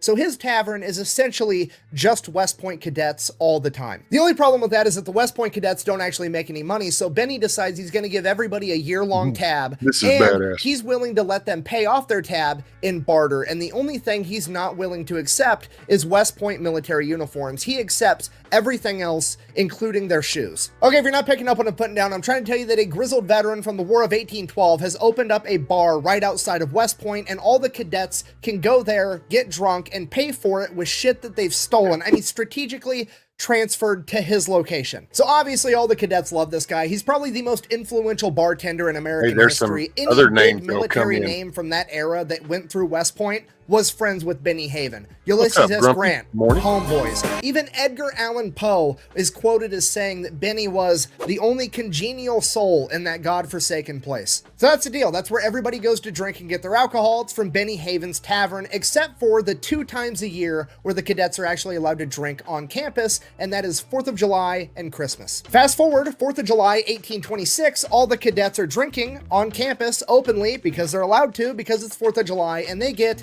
absolutely hammered. At which point they decided that they were going to perform a snake dance. I have no idea what that is, but apparently at the end of it, they ran over, picked up the Commodore of West Point, Major William Worth, carried him off to the barracks because they liked the guy so much, they wanted to kidnap him so they could go drink with him. Because of this, Superintendent Thayer decides that they went too far and that there's just going to be no more drinking ever again at West Point. Fast forward later that year, December 22nd, 1826. It's almost Christmas, and for the first time since West Point's inception, the cadets are not going to be allowed to throw a Christmas party on Christmas Eve and have everybody get hammered on eggnog. So obviously they're going to do it anyways and just try not to get caught, but I mean, worst case scenario, they do get caught. What's really going to happen? You'll be shot for this? Nah, I don't think so. More like chewed out. I've been chewed out before.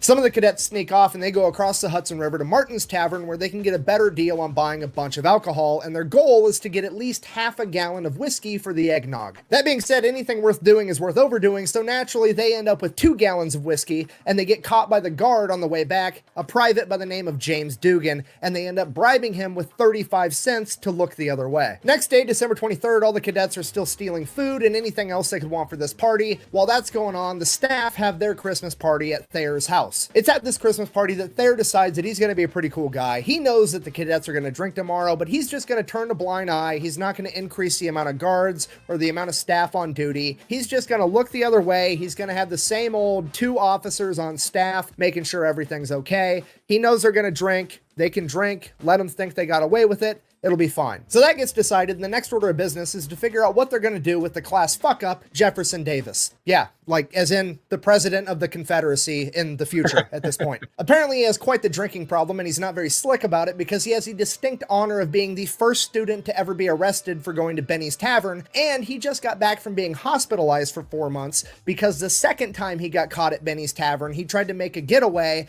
and ended up falling down the 60-foot cliff on the stone stairs to get there, and he's been hospitalized ever since, and he just got back to class. Fast And for anybody that didn't catch it, a couple people had come in. This is a guy called the Fat Electrician.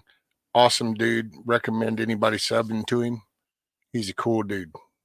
forward again, December 24th, Christmas Eve, day of the party. During the day, all the cadets are going out. They're buying all the fresh eggs, all the fresh milk from the local farmers. Some of them go over to Benny's Tavern. They end up buying an extra gallon of moonshine in case the 2 gallons of whiskey aren't enough. And Benny's wife, Leleda, also makes them a bunch of mutton, which they're going to take back to the barracks and heat in the middle of the night as a drinking snack while they're getting drunk on eggnog.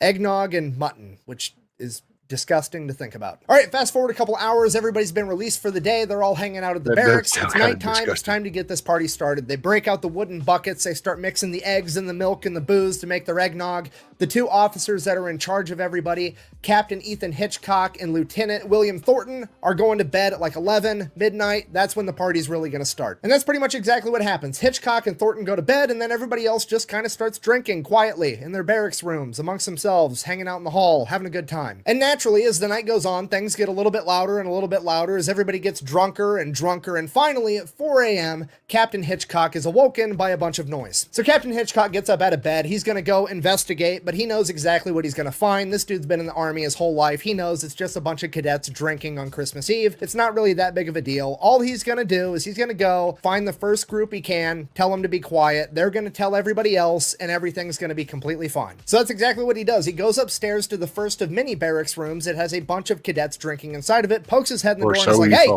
shut the fuck up and go to bed. And they're like, cool, our bad. And he leaves. He goes back to his room. And that should have been the end of the entire thing. So Captain Hitchcock is laying in bed. Sure enough, somebody starts banging on his door. So he pops up, goes to check the door. There's nobody there. Looks down the hallway.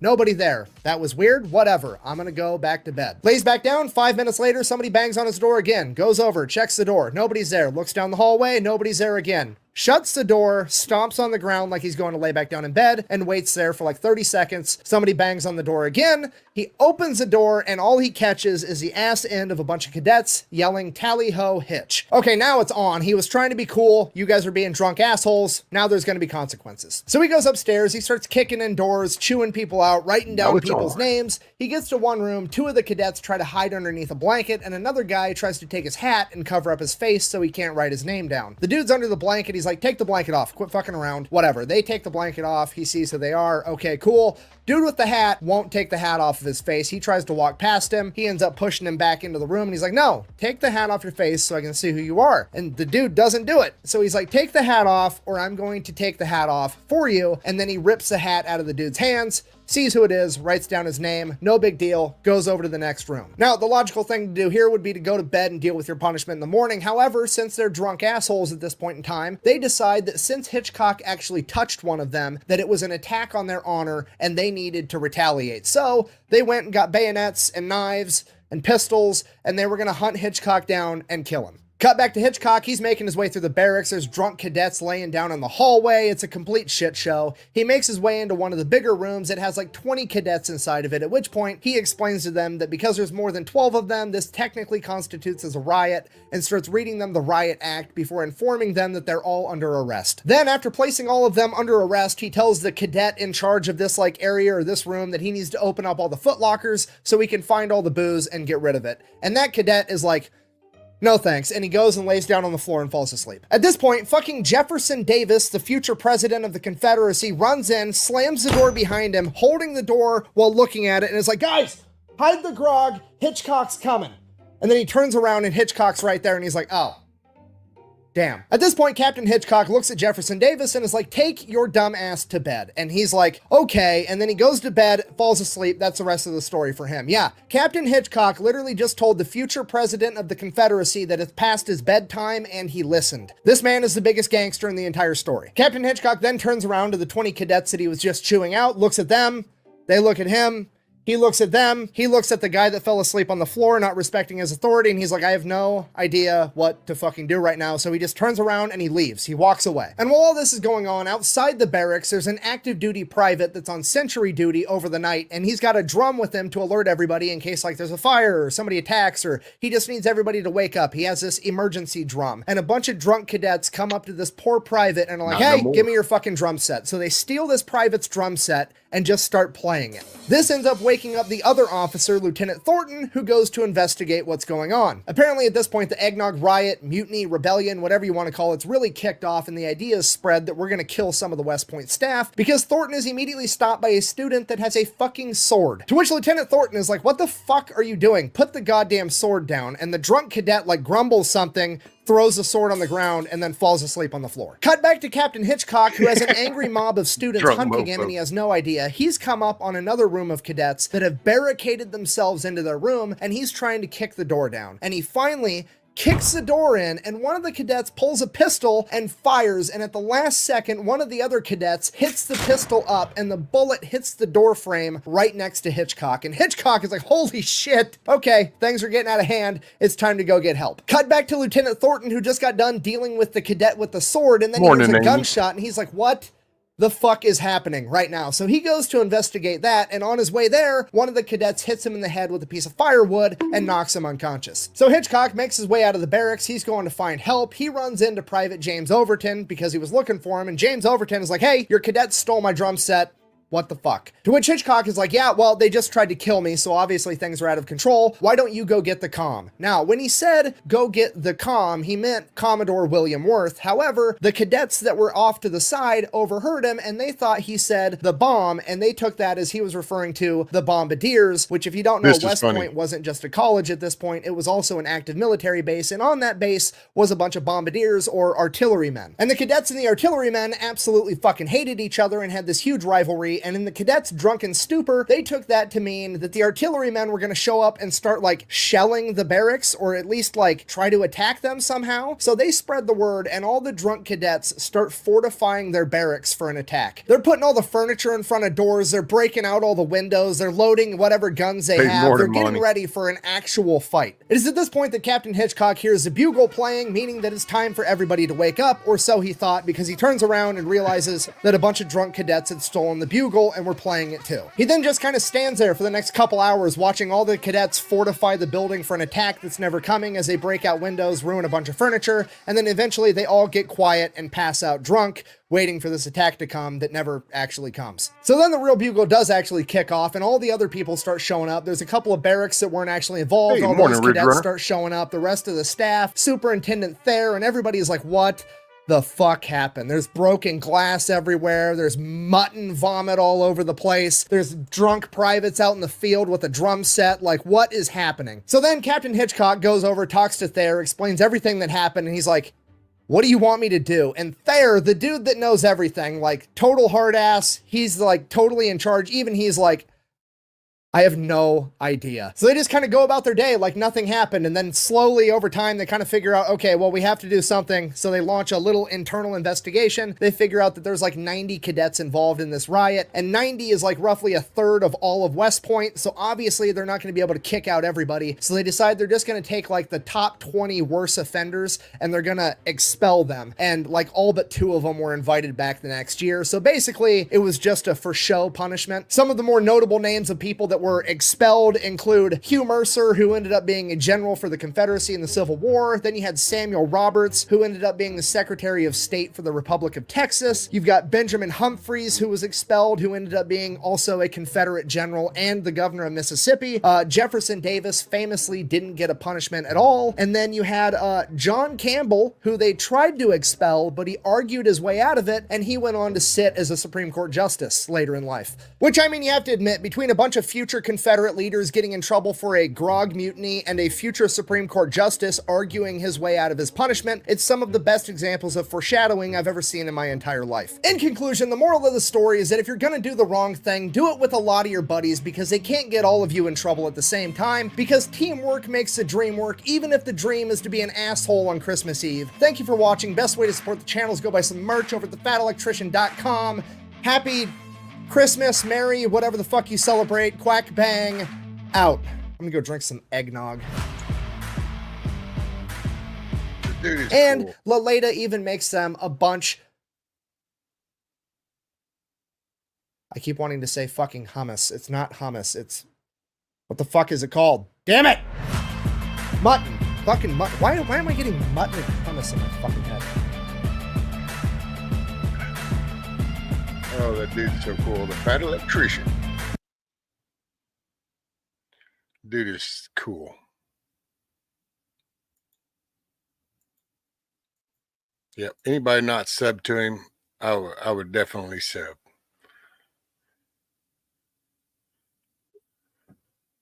Hey, looky here. We got Mr. Grumpy. Former cadet, future problem. I love that story. I actually grew up hearing that story because I went to a military academy, and anybody that grew up in the 70s and 80s, learn that story if there was an ROTC department there. I love that. And we never rioted.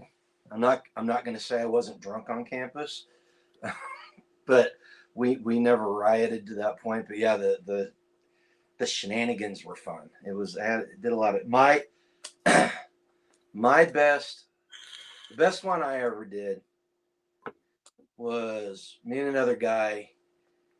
Well, first off, we used to sneak down to the mess hall, and there was a panel that you could open up to service the PA system for the mess hall, and you could take that panel off, pop the radio out or the PA out, and then we'd send a small cadet through. He'd unlock the door, and we'd go in and at like 2-3 in the morning and get food, like peanut butter and white bread. Damn. The best Hey, one was morning, Jims. Morning, D-Dog. The commandant's office was right next to where you went into the mess hall. Oh, one sec, So Grumpy. Coffee, are you headed out? Coffee said, if I don't see y'all, have a very Merry Christmas and make it a great day. Hey, Coffee, you too, man. Y'all enjoy some good family time. Have a good weekend. Absolutely. Go ahead. Okay. So the commandant's office was right next to the mess hall.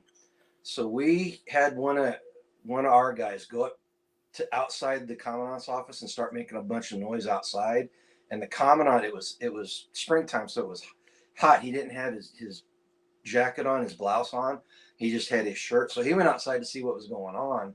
And I guess our buddy had him going all over campus for about 20 minutes because he just disappeared. We went and got his jacket and went out to the flagpole and clipped his jacket to the flagpole and run that thing up to the top of the flagpole. And it was in the middle of the night. He couldn't find it. He was mad. They never did find out who did it either. But see, you can't do stuff like that now because everything's so cameraed up and digitalized, right. and they just you can't get away with the funny stuff. We used to throw rocks from outside the barracks where you always had the pea gravel right outside the sidewalks, and of course you'd always have to police the area and stuff. Well, then sometimes we would take and the other quasi hut over there where we knew they would sleep. We would sneak out and we would grab handfuls of those pebbles and we'd sit there and throw them at the side until finally they would come out, and then we would duck and hide back in, and everybody there. Yeah. You'd hear them shot, and you could hear them go back out the back door and start humming them over there. Ding, ding, ding. Yeah. Well, they didn't find. They never did figure out where the jacket was until the cadet battalion formed up for morning formation to raise the flag, and the jacket was up there. What flag is that? But it was crazy. We'd have flaming tennis. We play flaming tennis ball, which is you get two teams. You got a goalie and a forward, and you take a tennis ball and spray it with Lysol so it's completely saturated. Then you turn the lights off and light it on fire in the hallway and try to get it past the goalie. Or we did if you take pennies and you can this is actually it's actually in the Anarchist Cookbook. If you take pennies and push on a door and then insert the pennies between the door and the frame on the top and the bottom of the lock, what it'll do is it'll take that bolt and push it so hard that you can't turn the lock. So you can literally lock somebody in their room that way. Oh, so yeah. The last year I was there, we did that to our company commander, and the barracks had a little ledge that was about this long or about this wide around the outside of the barracks where the windows were. So we pennied him in there, and then one of the guys went out with 2 cans of shaving cream, and if you take needle nose pliers and pull the little plastic plug out of the bottom of the shaving can, it'll go, and he chucked these things in that room like it was a grenade, and he couldn't get out, and both those cans just sprayed oil. It was awesome. I had a good time. This is future leaders. And I went to school, dude. So one of the guys I went to school with is now the assistant commander of TRADOC, which is I don't know, he may have retired by now. But that's the Army Training and Doctrine Command that writes all the policies and everything and all the training doctrine. That he was in charge of that. Another guy that was one of my dad's basketball players was the police chief of Phoenix for a long time. I know guys that are generals and field officers but yeah, So Well, it's a- you know, goofiness, it still builds character. yeah, yeah. It was a good time. I really it's a shame that the school I went to shut down. It really is. But times are changing. You know. But, oh well, yeah. I love that story. I love that story. In fact, there was somebody.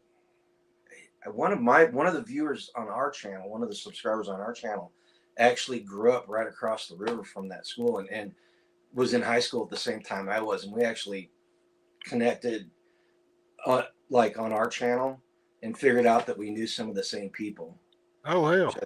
I thought was And pretty cool. sometimes it seems like it's such a big world, and then there's these moments when you're reminded that it's not as big as you think.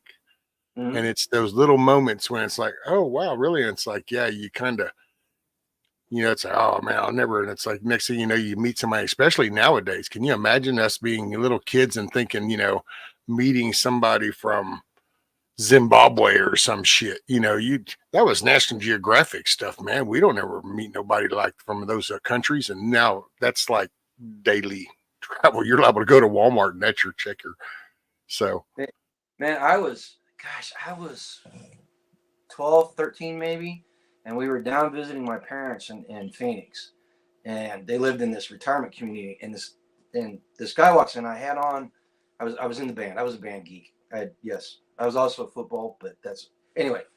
But I had my band T-shirt on. It said Wentworth Military Academy Band, and their friend walks in the house and just starts belting out my school song. Just starts singing it at the top of his lungs, and it was like, wow. Turns out this guy was a navigator on a B-17 in World War II in Europe. And on those long missions, they would sing each other's, they taught each other everybody's school songs. So he was a navigator. His bombardier on his plane went to my school. And so he knew our song like that. And then I'm in Japan.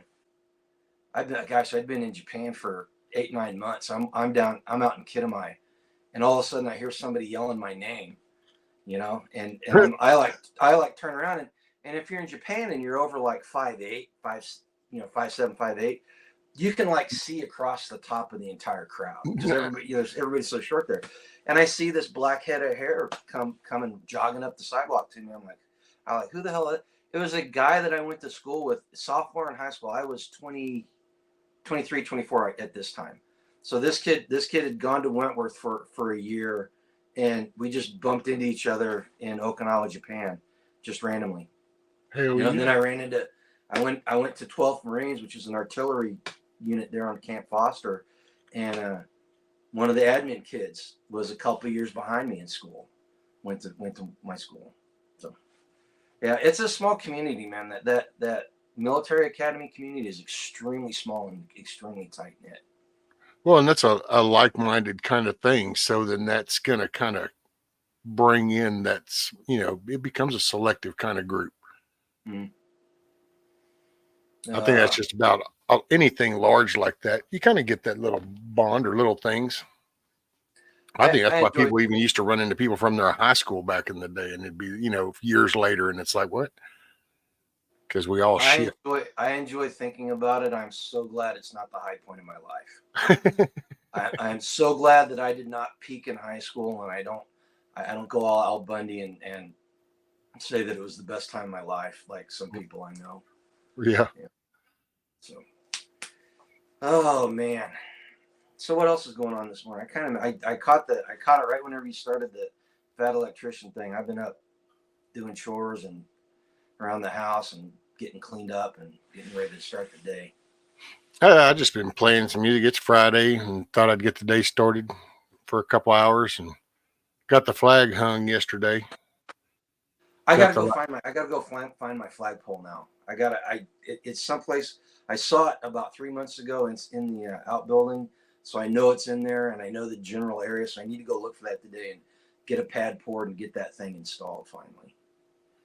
Man, I tell you what, I know it probably sounds corny, and I don't know. It just if it happens for you, it happens for you. But I've always loved having the flag up, and we've always had the flag in one form or another. Like when we first built the house, we used to have one of them porch bracket things you put on the pole at the angle, and you stick the pole in and just dangle it off. We had that because it was on piers. So, and then after it come down, I had a pole up, but then the hurricane took it down and stuff. Well, then we kind of life just kind of had me shifting around, and so I didn't realize that I actually missed that flag until I put that one up. And the minute I put it up and I kind of rolled back and I looked and I went, I kind of was looking at the house, the flag, and kind of going, I missed this. This was a gap I didn't realize was there.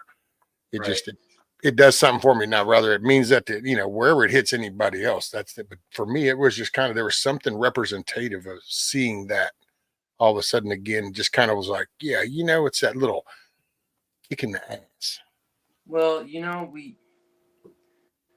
we don't have to, okay, how do I put this?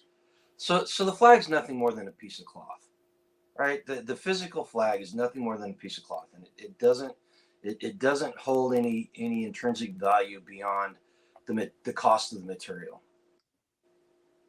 The intrinsic value, the realistic value of it, though, it's a symbol. It's a symbol of what makes America America, and that's why I don't have a problem with people. I do have a problem with people burning the flag, but I don't get all worked up about it. I would stop somebody, but at the end of the day, it's just a thing, and it's their act of attacking what makes America America that bothers me. So yeah. I mean, you get what I'm saying. I mean, I'm not going to allow somebody to burn the flag, but if I can do it, I'm going to beat the shit. I'm going to beat the snot out of anybody that's doing it in front of me. You know what I mean? So and I'm no historian, so I'm, like the fat electrician, I'm not a smart historian, have all these details and the battle of this and that. But what I didn't need to remember that to still remember the heart and the love of the country that went into all the engagements, right, wrong, or indifferent of the administration. There were farmers, there were business owners, there were moms, dads, teachers, and it might be hard for a new generation to understand, but that was a generation that when you called to arms, they said, fuck it, we'll put down the fucking pitchfork, we're putting down the plow, and we're going to work. Where do we got to go? Okay. And when you think of, and I just never lose sight of that. That's why it's like some of our cresting moments and stuff that we've done. And especially the more sometimes I hear, the more I just want to latch onto them even more, because it's like, man, it's kind of like just you hump your ass off, your whole life building this home. And then you end up with 6 kids and 4 of them don't really give a shit about your house. And they proceed to tear up the steps. They break the door, break the window. At some point, you're kind of like going, man, I put all this in for you guys. And you're not even cherishing anything. You know what I'm saying? You kind of get that emotional. Well, that's how I feel kind of now sometimes when you hear some of where we're at society wise and the view of America and all the stuff versus what all's been put in, man, and how much. It's like all the political shit on D-Day or Normandy or Pearl Harbor. It's like you say Pearl Harbor. I did a Pearl Harbor and I had somebody comment on my remembrance of that about how that was fake. And it's like, really? This is all, see, and that's that, it does fire me up because it's like, man, you can't respect, I'm sorry, people died. How it got there doesn't matter. People died. Why can't we remember and respect that? And it's the same thing with the D-Days and the Normandies and, all the whole, you can get lost in the political conspiracy side talk. I always focus on do Battle of the Bulge. Motherfuckers that have a heart and set of lungs and had families over here sat in foxholes in several feet deep of snowbanks and shit, freezing their fucking ass off. So whoever instigated and whoever, whatever, I don't know. All I know is some hardcore men put some hardcore shit into play. Yeah. And so that's, you know what I'm saying? I don't know. And I preach too much. So Smedley Butler was a Marine Corps general. He's one of 2 people to win 2 Congressional Medal of Honors, and both of them Marines, by the way. Anyway, so after World War I, he wrote a book called War is a Racket, and it exposed what at the time would be considered the industrial military complex and how it was used to make money. And he was kind of talking about the banana wars down in the Caribbean, and World War I too. And did you see? I think Fat Electrician did one about the insurrection, the almost insurrection in the late 20s. But the people that were trying to, there was a coup, the almost coup that almost happened in the 20s. Smedley Butler was the one that the coup people, they tapped him to lead it because they knew that he was against that military industrial complex. But and the reason why I say that is because it shows that for way longer before Eisenhower's speech in the 50s about that, it was a thing, right? The Spanish American War was probably started on lies. Remember the Maine. That was instigated by the New York Times and yellow journalism. They drummed up a war for the politicians that wanted it. So it's there. This all happened. Fast forward to when I was in for a little short of 10 years, 86 to 95.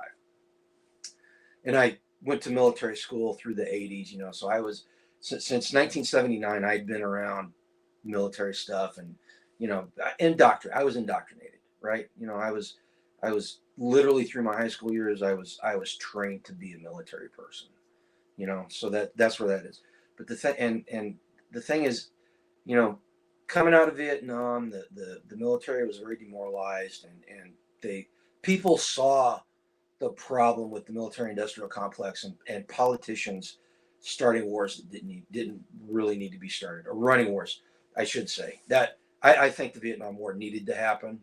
It would have eventually happened, but the way it was run was just wrong. But anyway, so when I was in through the 80s and 90s, we were still very patriotic and very pro-American, and there weren't many people in the military that were disgruntled, right? Colonel David Hackworth wrote a book called About Face. And if anybody out there is a military buff, military history buff, or want to see the evolution of what happened to our government and our military, About Face by Colonel David Hackworth is a fantastic read. It probably, when I was a young Lance Corporal, that book right there probably did more to start my journey than any other book I ever read, seriously. But anyway, but the disgruntlement wasn't out there, right? And we went to the Gulf War, flags flying, very proud. The country was behind us, and everything happens, and time goes by, and we start seeing that it was a lie. It was a lie. And I've said it before, I'll say it again. I think getting rid of Saddam Hussein in the Middle East at the time would have been one of the best things that ever happened, right? Iraq was, in 2003, deposing him. Iraq was the one country in the Middle East that was most likely to have the idea of democracy and the democratic process take hold, because the population was more educated and all that. But it was all a lie. And so we start seeing with the Gulf War, this unraveling of people within the military taking it, how do I put it? We don't take what's happening for granted anymore, right? We didn't start taking it. And I saw it down in 95 at my level. A lot of the guys that I was stationed with, Rwanda happened when I was in Washington, D.C., right? And a lot of the guys that I was stationed with became very, very, very jaded whenever our government would not stand in front of the world and say what was happening was a genocide. Madeleine Albright refused to use the word genocide, refused to let the State Department or any government agency say genocide. Now, 800,000 people killed in about 45 days, with a vast majority of them and being of the same ethnic group and killed by machetes.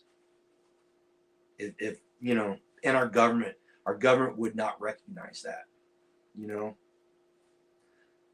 And I think I've said it before. People have heard me talk about it. You know, this last year, I came to the realization that a lot of the stuff I thought was wrong, and it really, like July. In fact, it happened in July. I'll tell you exactly. It happened the day that they rescinded the shot mandate. That's the day it happened. That's the day when everything that I suspected and everything that I had been thinking in the back of my mind all came together in one cogent thought. You know, and you can ask Angela. I walked around here for about a month, just mad as hell at everything. New York says the CIA tried to put Saddam Hussein into power in the 60s.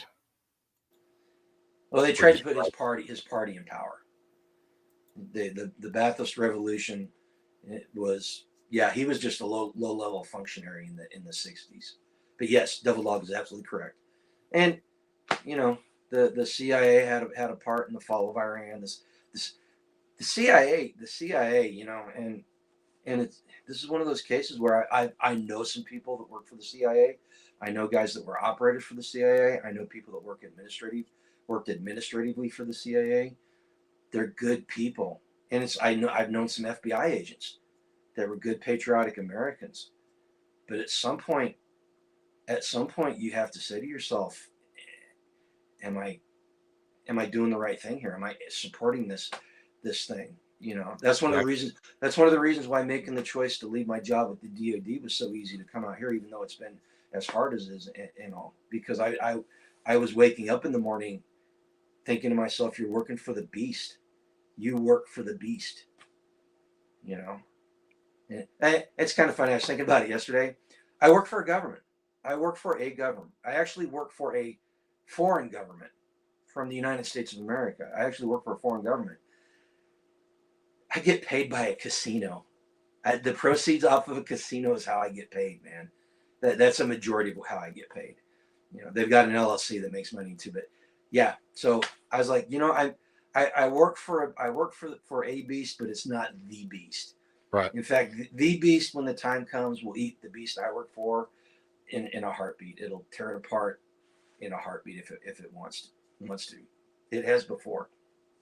Down here, the ones down here that the missus works for at the casino, son, I gotta say, man, that reservation, that's the Kushada, and they do pretty good. Each one, every member that lives on that reservation gets like $2,000 a month. Just there, this is the kick from the casino kind of thing. Bam. What you do with it, nobody gives a shit. Just here's $2,000. There you go. Every tribal member on this tribe gets a per diem check or per cap check every quarter that averages between $1,500 and $2,500 every quarter, just for breathing. In fact, there are families out here that have 4 or 5 adults living in the household, and they don't work. They don't work. No. You know. Nope. That's how it is out there, and it's going to pick up. Well, I say it's going to pick up. I'm kind of waiting to see what they do, because you know everybody's got the moment. You know, when Big Brother kind of nudges too hard, and they go, "Wait a minute, what?"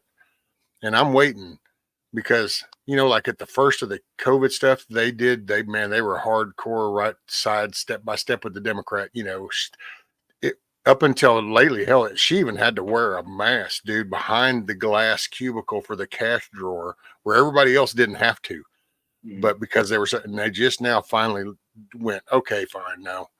But I think when it gets to the money, that's when they'll get their attention, because they really enjoy that, dude. They got that whole Kinder thing, because never were allowed to do the gambling here in Texas, the official gambling. And they've been doing the little push button thing. What do they call that? A gaming center or something instead of called a casino.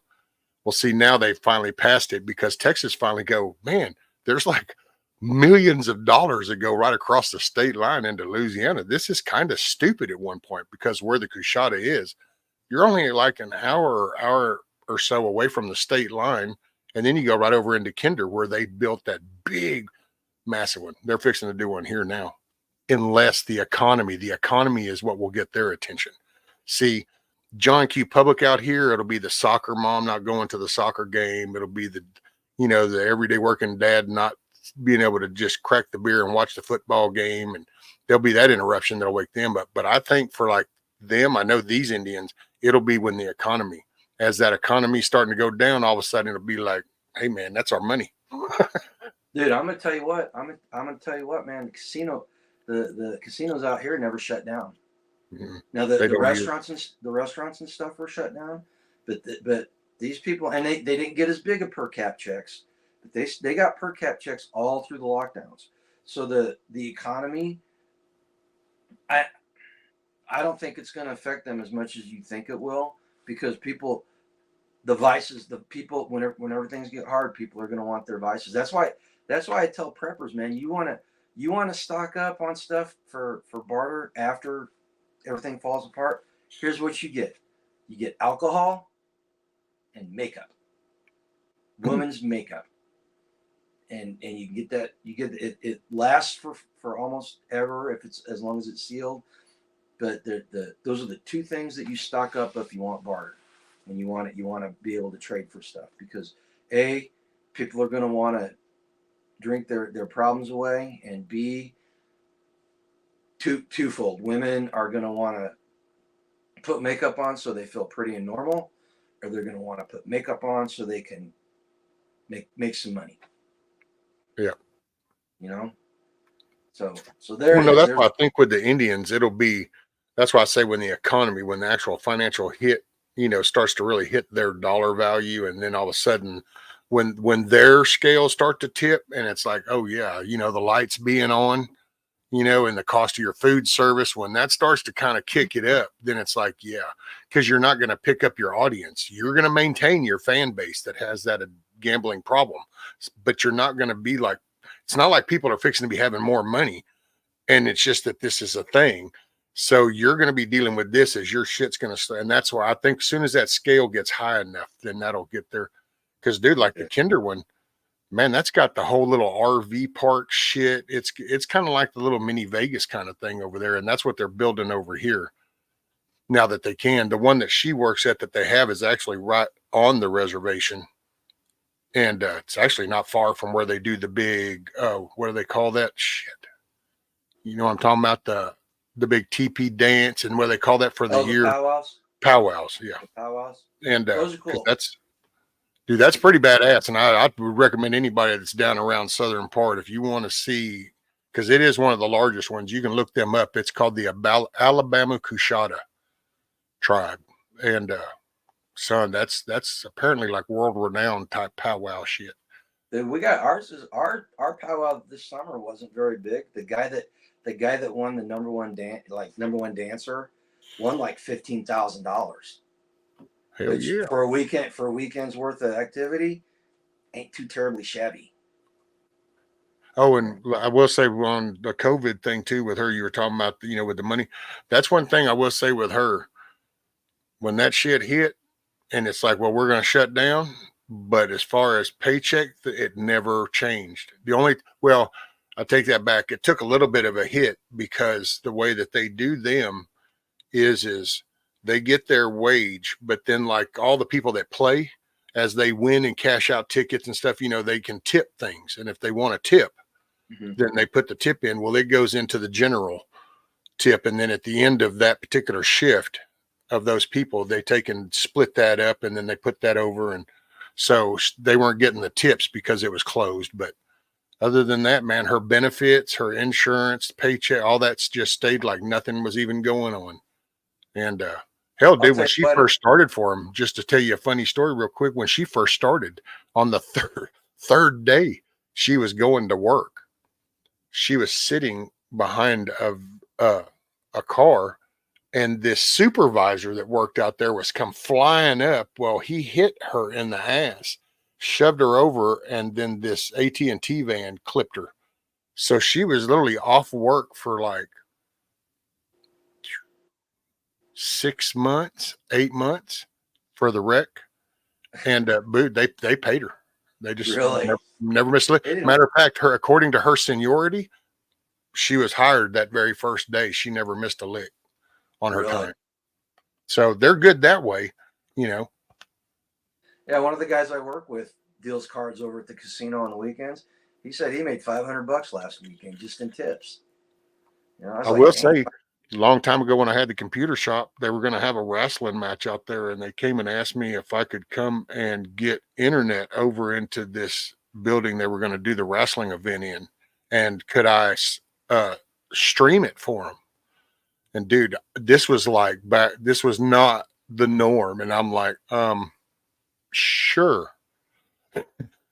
Dude, I had no idea. I found myself sitting on top of scaffolding with a camera wire tied to the leg of the thing and sitting there with a laptop streaming it, and people would do the pay-per-view type ticket.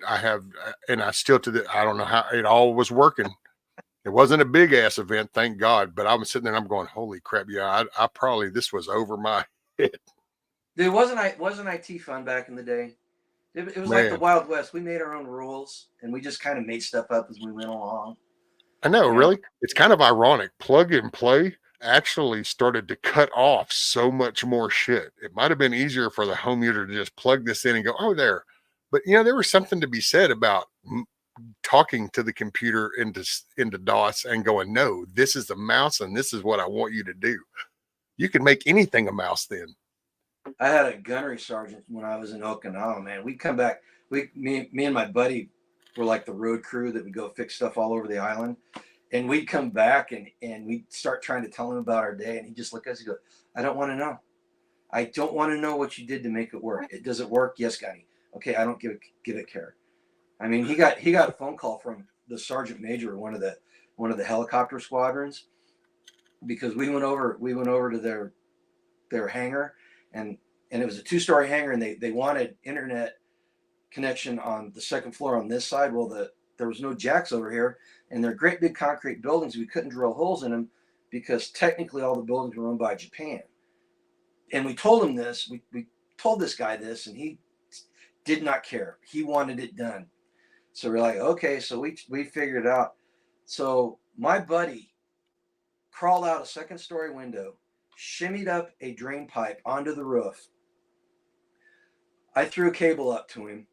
He ran it across the building and dropped it down to me, and we ran it through this window into the other side of this barracks, or the other side of this hangar. And they had typhoons, and anything that's not secured in the middle of these typhoons gets blown away. So we're like, what do we do? They had sandbags lining the sidewalk going out to the parking lot.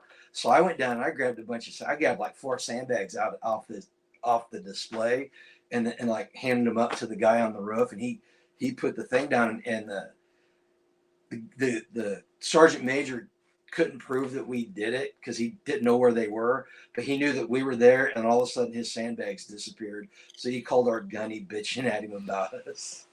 Damn. Took my sandbags. Yeah. Damn. Yeah. Oh God, it was fun back then, man. Yeah, back when you could have fun. Well, you know, the scary thing about it though is there at Rescue, we may be going back to the Wild West. Well, you know, I say it's my dark side, and I hate to kind of bring it, but you know, in a way that would be, I hate to wish those final moments on anybody per se, but you know, to have a big, nice little global EMP would probably seems be like a it's good wake almost up. inevitable, huh? Well, it's either that or we're going to blow the damn place up. Okay. You want to talk about Christmas for a little bit? I heard Sure. something yesterday. I got to share it with somebody. I got to share it with you guys because Sure. Morning, Benjamin. I had never heard this train of thought before. Okay, everybody in chat, drop a 1 in chat if you've heard somebody say, well, they just put Christmas on top of a pagan holiday to usurp the holiday, or something along that lines. Just put 1 in the. I can't see chat rescue, so you're gonna have to see if anybody can in there. Press a 1 if basically Christmas has been associated to a pagan holiday. So Emperor Constantine put Christmas on top of a pagan holiday arbitrarily, so therefore December 25th is not really Jesus' birthday. So press 1 if you've heard that. If you've heard that argument. For somebody to say that, Huckleberry Dusty's put 1. So they've heard it. Matt's heard it. D-Dog's heard it. Bug Out's heard it. Okay, so everybody's heard this. Okay. Here's the response I heard. And I cannot take credit for this. So I'm just repeating somebody else's idea, okay? So what? Seriously, so what? Name what is the most important piece of iconography, the most important piece of symbolism in Christianity. I'll give you a hint. The cross. The cross is the most important piece of iconography in Christianity. You realize that that's a pagan symbol, that the Germanic tribes in Europe created that, and the Romans took it and used it to crucify everybody. So the most important piece of iconography is based off of a pagan belief, or not. It stems from, it evolved from. Let's put it that way. Okay. So with that in mind, what's the most important thing about Christmas? Now, I don't know how to say this properly. The Western Christian faith celebrates Christmas on hang on, double I'm going there. Absolutely. He knows. So the Western Christian faith puts Christmas on December 25th. The Eastern Orthodox places it mid to late January, and there's some other sects that put it further into spring, just like Devil Dog was saying. Morning, Shane. So the most important thing about Christmas is not the date. The most important thing on Christmas is the fact that Jesus was born. And does it really matter what day that is celebrated on? Does it change the mess? Does his birthday not happening? If it I don't know when it happens, so I can't tell you exactly when it is. I choose to celebrate it on December 25th. But does it really matter if it's not on that date? Just my 2 cents. Okay. I don't think it would matter if your principle is to celebrate the birth of Jesus. But if it's the Santa and St. Christopher and that stuff, then that's now different. That's now targeting. But I'm saying what you're saying though, I see if your intent is to celebrate the birth of Jesus, then and you want to go with these holidays, then because there's nothing to actually factual that says this was the day. It's just there's nothing. So you kind of go with the best you know. Right. I've started listening to daily Bible readings every morning because I'm trying to make myself a better version of me. And the past 3 or 4 mornings, the guy I've been listening to has been doing readings about the events that led up to Easter. In fact, this morning, December 22nd's readings, and I'm terrible at remembering chapter and verse, but he talked about Judas and the conversation between whenever Mary Magdalene washes Jesus' feet with the perfume and dries it with the hair, Judas asked, why didn't we sell that for 300 talents? And so that one. And another verse was Jesus riding into Jerusalem on a donkey colt and how he was exalted. Now remember, it's December 22nd, 3 days until Christmas. All right, Moonchild, get you some rest, ma'am. When you wake up, make it a good day. If I don't see you, have a Merry Christmas. Yeah. But it's 3 days before Christmas.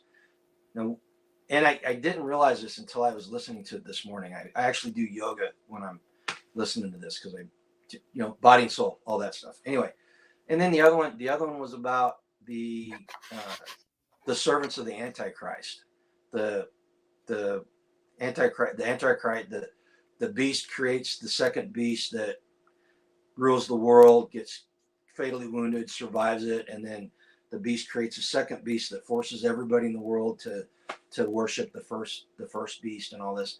And I could not understand because the past 3 or 4 days he's been going along this train of thought, and I couldn't understand why.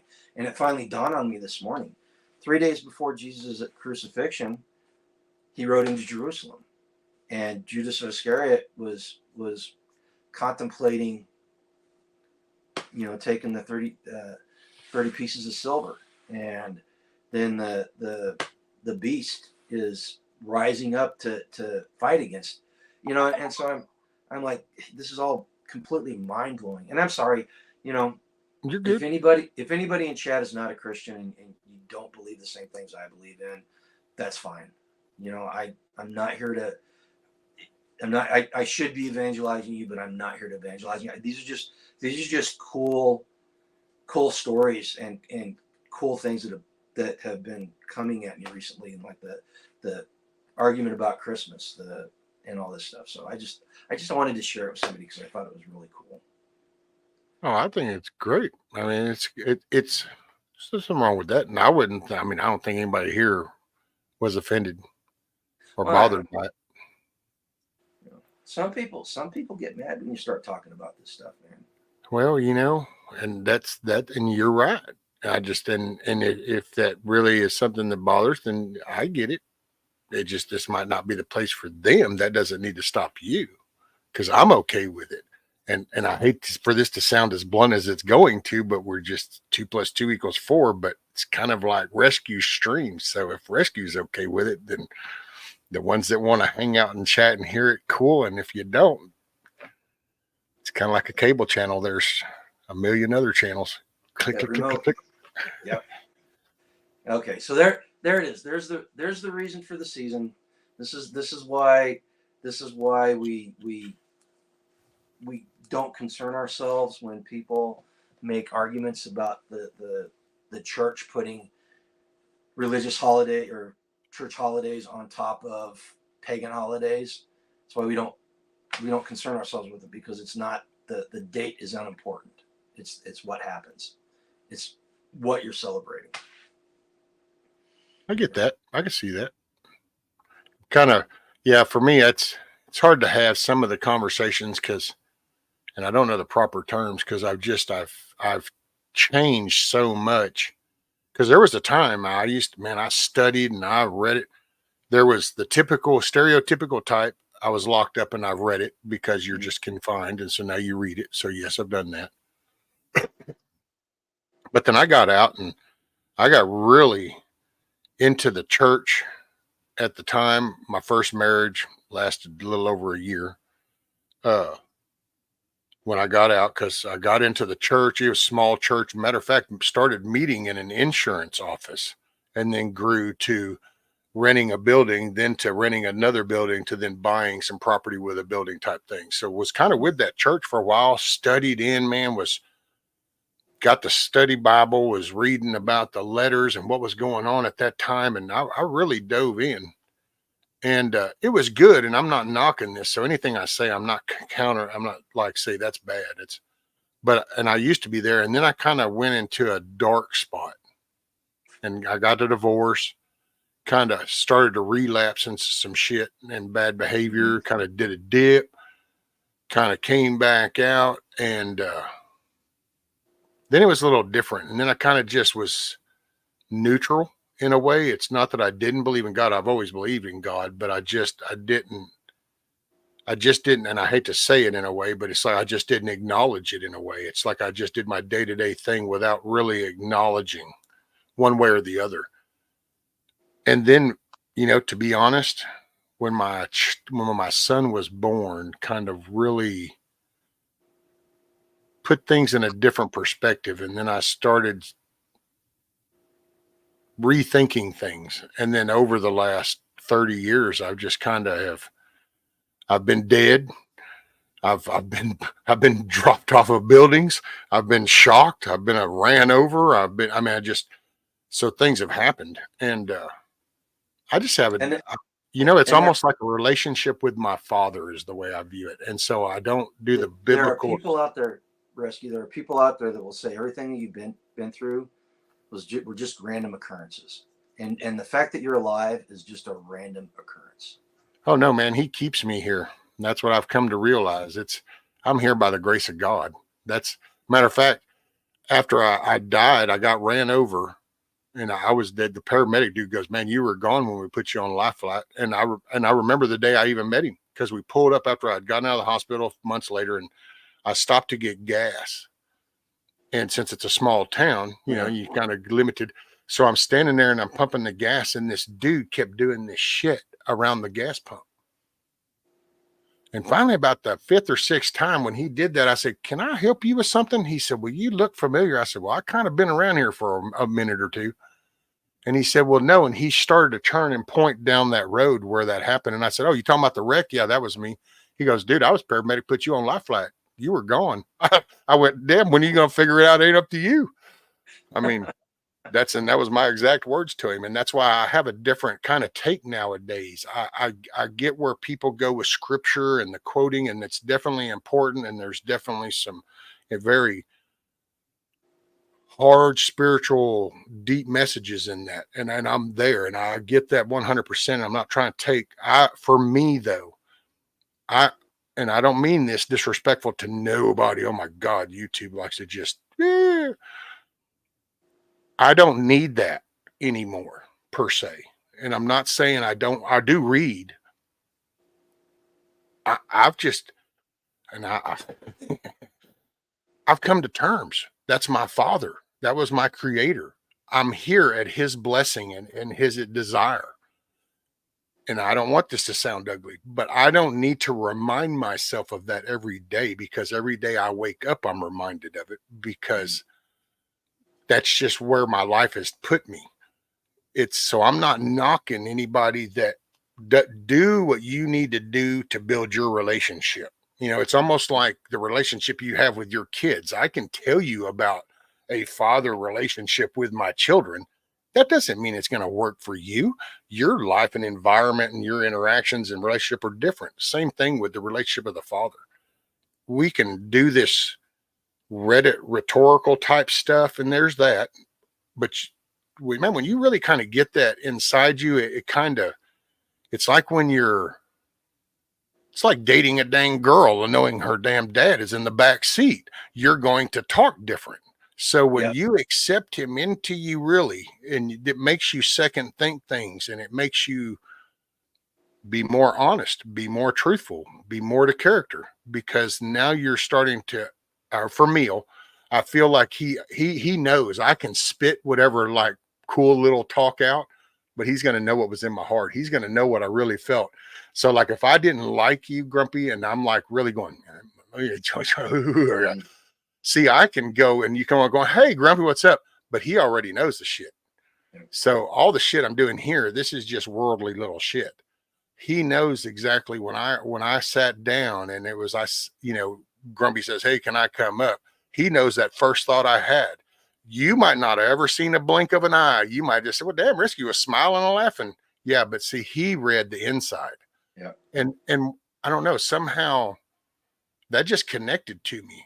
And it was like kind of after you kind of, and I hate to use that when you kind of come back kind of thing, but after you realize you just kind of died and that you were just kind of like, you weren't here for a few days kind of thing in the interim, then you kind of start to reflect on that. And it just kind of, I feel like I've had some conversations. I've had some hard feelings put on me to send a message. I feel some days when I'm ornery. I think that's why maybe I feel worse some days than others, because it's a reminder to just slow your ass down. I'm trying to get your attention, and that's kind of a crude version of a guy, I guess, but I've just kind of It's like my mom said, I came out the tumbler dryer, man. I'm just still wrinkly. Dude, I'm 57 years old. I was baptized as a newborn Methodist. I was baptized. I was not a Christian until I was 45. So I've only been a believer for what, going on 12 years now. And I think what you were talking about, the changing of the father sitting in the back seat type of thing, it's for me I describe it as conviction, because once I became a believer, the stuff that I used to do would convict me, and I was still doing it, still doing sinful stuff, not as much, not nearly like I was before. But the difference was I was feeling convicted if I did it, and so I would gradually take a step back and take a step back and take a step back. But that's it's one of the things I've come to realize, like what you're saying. We're all flawed people, Think about this. How's this? If you really think about this, this will blow your mind. This will really screw with your head. So God is an infinite power, right? If you're a Christian, you believe God is an infinite power. Your sin has offended God. That means that your sin is an infinite sin. And that's just the fallen nature of man, right? D-Dog says, what month were you born, Grumpy? July. He's an Independence baby. That's right, man. That's right. Dude, I made whenever they changed the drinking age in Kansas from 18 to 21, I made the cutoff day by 3 days. So I was 19 over in Kansas drinking. Damn. Hell yeah. Well, it was 21 in Missouri. I was in Missouri drinking too at 18, but that's beside the point. But it's just it's that whenever I heard that infinite sin thing, and I was like, oh my gosh, and the guy was talking about how the Trinity, the Father, the Son, the Holy Ghost, and Islam says that Jesus was just a man and he was a prophet, even though he died and came back down to earth. He was just a man. And if Jesus absolves me of my sin, then there's no way he could be a man, because I have sinned infinitely, and the only thing that can absolve my infinite sin is that infinite power, right? Well, and there's the only way through to the Father is through me. Right. So you can't go through a flawed man to get to perfection. It doesn't work that way. We're getting into apologetics, and I don't want to sit up here and pretend like I'm an apologist, because I am not well versed. I don't even know what that means, to be honest. The apologists are the people that go out and they argue for Christianity, right? And it's a different type of evangelism. Ravi, oh gosh, what's his name? There's some really good Christian apologists out there that can make a very good argument in the face of contradictory arguments about Christianity. So I don't want to sit up here and pretend I'm one of these guys that can do that, because I'm not. I just, right. I'm just sharing my stuff. Yes, grander relationship is priority. I get you, G-Mo Nano. And that's why I meant no disrespect to nobody and what the relationship they have. For me, I could literally show you. Just so you know, I'm not BSing. So I sit here. There's two. There's the Ryrie Study Bible and the Jerusalem Bible. So I sit here, and I'm not going to sit here and attest to you that, oh, I'll study this. No, all I'm saying is for me, believe it or not, it really, and this sounds kind of corny in a way, but it's this simple. I'll be sitting here and I'll think of something and I'll get sidetracked. And next thing I know, something tells me, hey, open up James. And next thing I know, I'm reading some stuff, and somehow okay, there's been stuff here on YouTube that's happened, and I'm like, man, I'm sitting here listening to some music. I'd do something. Next thing I know, something just goes, hey, Kings 2. So I'm in Kings, and I'm like, yeah. Next thing I know, I'm reading about something that happened back then, but the behavior in it and some of the actions are like what I was just kind of getting all pissy about here. And then there's the solution, kind of how to deal with that back then was kind of like telling me how to deal with it now. So that's why that's what I mean. I'm not taking away from people studying, and I'm, yes, he's the living word, and I get that. So I'm not trying to diffuse that. I'm just, for me, it incorporates in a little different because it just kind of hits me. I talked about this when I first started this. I've laid there in bed, and it sounds weird, but I've had those kind of weird conversations. I've just been told to get up. You need to get up, quit whining. And I get this. It's not a voice that just booms in the room. It's like I'm laying there and you just start telling yourself, hey, you need to get up. Well, I just take that as that's God's nudge. And, and then like I said, I end up reading something, clues me in to read something. And I'm going, well, that's I just know he talks to me. That's all I care. You bring up something really that this is something that I firmly believe in this. I don't think God can talk to us anyway. God can talk to us in any way he wants. I mean, he talks as the roar of an ocean, or, and I can't remember what the other ones are, but anyway, but he doesn't always do that. And in fact, most of the time, and I firmly believe this, that he talks in a whisper, like you were talking about, that thought that comes into your head to make you get up and do what needs to be done. And the problem that modern society has because of that is that the world is a very noisy place. The world is a very noisy place. And when God's talking to you in a whisper, there's so much stuff that can get in the way of you paying attention, and God's doing it for a reason. For whatever reason, he's talking to us like this. Maybe he's looking for people that are listening. I don't know. And unfortunately, later, Rabbit. Make it a good day, bro. Yeah, take it easy, Rabbit. My whole thing is, I want to try to listen to that whisper as much as possible, because I don't want to be the guy that he has to take a 2x4 and whack me upside the head to get me to pay attention, because I've been that guy and I do not enjoy it, right. And I do not want to go through it again, and so I want to pay attention because and he's gonna punish me or not punish. He's gonna judge me and discipline me however he wants.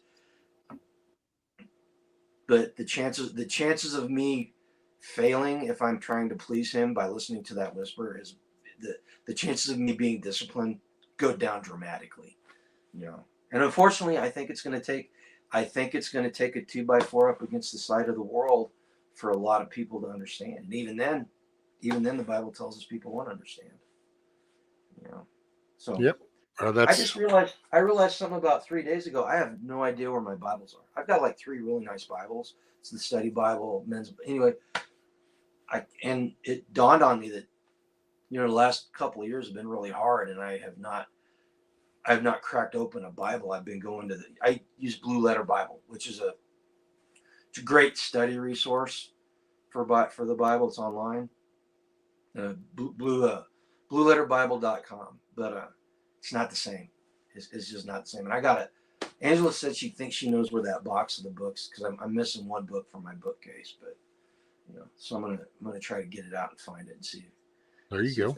If that helps. There's just it's and before, okay, so you rewind back before all these current events and all this digital stuff. I remember you would always hear it's the book of books. It's the book of all stories. It contains all, and you would hear, and that's because if you really kind of go through it, there's every interaction and there's a duplication back then, because it's a humanity thing, and it's human behavior. It's our flaws. The lying, cheating, stealing, murdering, all this shit. It's not new. It's not like we're reinventing the wheel on any of this. It's just we have a new interpretation of it and a different, but it's the same thing. And you can read about it. Well, it kind of helps give you perspective, if that's your choice, in how to handle it and how to go through the times. How to. That's where I come at it. I don't. That's why I try not to preach about it. You want to know about my father? I'll gladly sit and talk with you about him. I can tell you all the ways. I've been asked to debate it. I don't do that. I'm not debating. That would be like me going, "Hey, Grumpy, let's debate your dad." Mm-hmm. It's like, wait, what? And it's like, yeah, let's debate your mom. Wait, what? How are you going to debate my mom? Well, it's like, right, exactly. So how are we going to debate my creator, my father? I mean, it's my personal relationship. I mean, everybody's got to reach it to what their own level. I mean, shit, I didn't feel this way. And there was a time when I did I did the different aspect of, all I know is there's probably a good 4 times that I shouldn't be here and I'm still here. So and I've always, for a few decades now, have made it a joke. I tell people going, if you don't think God has a sense of humor, my name is Brian. I do. Exactly. I'm still here. And, whenever somebody questions it, one of the things that proves to me, at least, that God is real is the 10 Commandments. Because I don't care what your faith is, whether you've got faith or not, what your religion is. I do not care. If you do not live by the 10 Commandments, your life is exponentially harder for it. And so what that tells me is that those are universal truths. And so these aren't truths that just happened, right? They didn't just, you can't, I'm sorry, one of my problems with the Big Bang is, and it's always been, even before I was a Christian, one of the problems I had with the Big Bang Theory is you cannot create something out of nothing, and you cannot create order out of chaos without a guiding hand, right? And right. the 10 Commandments create order out of chaos.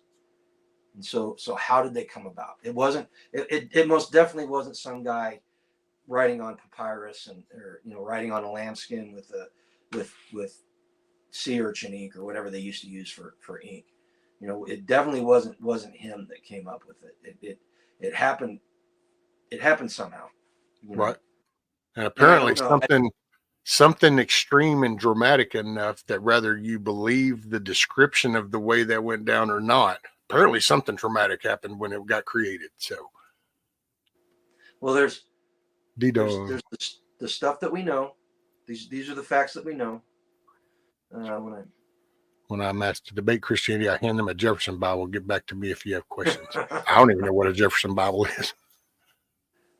But so we've got this. We've got the facts that we know. We've got the things of the world that we know, things that we can prove. And then we've got this great big huge gray area, this monstrous gray area where we don't know what's going on. And then there's truth. There's truth out here that we can, don't stealing's bad. Sleeping with your neighbor's wife is bad. So, and at this point, it becomes a matter of faith. And the problem is there's a whole bunch of people that that area where it's gray and we don't know the truth, we don't know the facts. They make assumptions and they come up with their own facts, or they take things as a matter of faith. The theory of evolution. There are people out there that, it's a matter of faith that they think it's true, because in the name it says theory. Theory means it's unproven. It means they think this is the way it happened, but they can't prove it, right? So people that are atheists, they have just as much faith in something as the Christian or the Muslim or the Buddhist or whoever, and we all can't be right. That's one of the problems. So I've read the Quran. I don't even know what that. I don't know what you're talking about, Huckleberry. So he said the 10 Commandments came from 42 laws, and he meant to say Thoth because then he said that. Thoth. Yeah. I don't No, even know no. what Thoth is. Yeah. I mean, there a lot. Again, a lot of these things. The pagans had it, but where'd they come from? You know, and I'm not gonna a lot of Christian beliefs have their faith in the only thing and mind you, I'm not an expert, but this is from my readings. The one thing that Christianity has that no other religion has is the Savior. That the only way you can be saved is through faith in them, no works. You look at any other monotheistic religion, and works will act as your salvation. You're fine, G Monana. Don't you worry No, about it. I didn't even. I don't think she was preaching. No, I didn't take that at all. No, I didn't think so at all. No. Yeah, and Yeah. if we can't have a conversation about this without people having to feel like they apologize, then we need to change the situation so that we can have an open conversation. Try having a conversation like this on Massachusetts Avenue in Lawrence, Kansas, on a Saturday afternoon. Try having this conversation. You will get spit on. You will get attacked, and I mean verbally. Probably, I don't know anymore. A street preacher might actually get physically attacked down there at the right time of day. Probably. So Devil Dog says the Jefferson Bible is the life and morals of Jesus. Jefferson had a Bible commission that took specifically all those things and put it down in a book format. You know, not book format. What's the word I'm looking for? Not conglomeration. Consolidated. Collated. I don't know, but you know what? Consolidated, right? That's it. In a consolidated version. You know. But okay. You know, but and I'll say going off of what you said, see, that's where I kind of have just come in, I guess, in my part of my life, because like I said, I did different styles and I got here. And it's more, I guess there's that old phrase, you know, if you stare at the road too much, you'll miss the forest for the trees kind of thing, you know? And so I guess if you're looking at the tree, you'll never see the forest. Right. Because you're there focusing on that one thing. And so I kind of view my relationship that way nowadays. Instead of doing this, I need to read to prove to myself that it's real and that it's here. And I hit my knees and I just accepted it. That's my Father, that's my Creator. This is where I'm at. You know, I want to try to do the right thing. And if I think I do believe that's in my heart, I've accepted Jesus. You know, so that part, it's not like I'm coming with some weird variations. It's just that I think you can focus so much on trying to, and that's why with G Monana, I didn't mean nothing by not studying the word. You know, you can, but I think that if you see, I think he'll tell you how to study. If once you kind of, and I'm going to paraphrase all this, so apologize, but I'm just simplifying things. But like you hit your knees and you accept God, you accept Jesus. I think that if you really are doing that and then you're opening yourself up, not to outside to tell you what to do, but really from a God perspective, I think he's going to have you reading stuff and you're going to, you know, other people might go, oh, you need to start here. But I think God's telling you where that fits in your life because everybody's life experiences are different. So I can't go, oh, you need to start here at, you know, Matthew, or you need to start here at James this, or you need to start at, you know, Hebrews this. And because I can say, hey, this is what helped me during this. And when I was kind of going through this, these were some of the scriptures, some of the letters and some of the talk that helped me. And then you're going to get what you need to get out of that is the way I always view it. That's why I try not to preach scripture or anything. And I think because if your intent is true, I think you'll get the message, if that makes sense. And I'm not trying to, and I've just kind of. So let's play devil's advocate here for just a second, Rescue. So there's somebody in chat or there's somebody that stumbles across the replay of this video, and they're not a believer, and they're thinking to themselves, yeah, I don't believe this. Why is this important to me? I'm going to explain why this is important, and I'm going to start by using Islam and Christianity. So I read the Quran before I went to the Persian Gulf on security forces. The biggest threat we were going to have was Islamic fundamentalists. So I wanted to know what I was going up against. So I read the Quran, and I read most of the Shura, which is the legal stuff that's based off the Quran. And I read most of that stuff, and I got a pretty good feel for it. Now, Islam says that Jesus existed, Jesus died, went to heaven, came back down, is a prophet, and speaks the absolute truth. It also says that Muhammad is the prophet and speaks the absolute truth. The problem is what they say contradicts each other. What Jesus teaches and what Muhammad teaches contradicts each other, right? So that means that you've got two absolute truths that are contradicting each other. Only one can be the absolute truth. The other one has to be false, right? So take that down. Let's dial it back from that level, and let's take it down to our daily lives here. And you're an unbeliever. You are bombarded daily by people that say they have the truth to you. They present facts. They present these facts that have been spun to fit their narrative. And so you're bombarded every day. And so in fact, this is one of the reasons why I did that video I just released about your truth is out of here, and aligning our perspective with the truth, the objective truth. If we want to correct things and put things right, we have to be able to discern what the truth is, what the objective truth of these matters are. And quite frankly, as Americans, we've been doing a pretty crappy job of it for the last 30, 40 years. Quite frankly, seriously, as a whole, we've been doing a crappy job at it. So getting that discernment, being convicted on your morals, and when you see something that's wrong, standing up for it. And I think you'll find, I think people will find that I'm going to use the term good people, and I don't like using that term because there are a bunch of leftists out there that feel that stealing other people's property is okay. They think that punch a Nazi is a fantastic way to go through life, and they consider themselves good people. There are Karens out there that make everybody's lives miserable for no reason, but they think they're good people. So I'm not using it in that. There are moral and ethical people out there that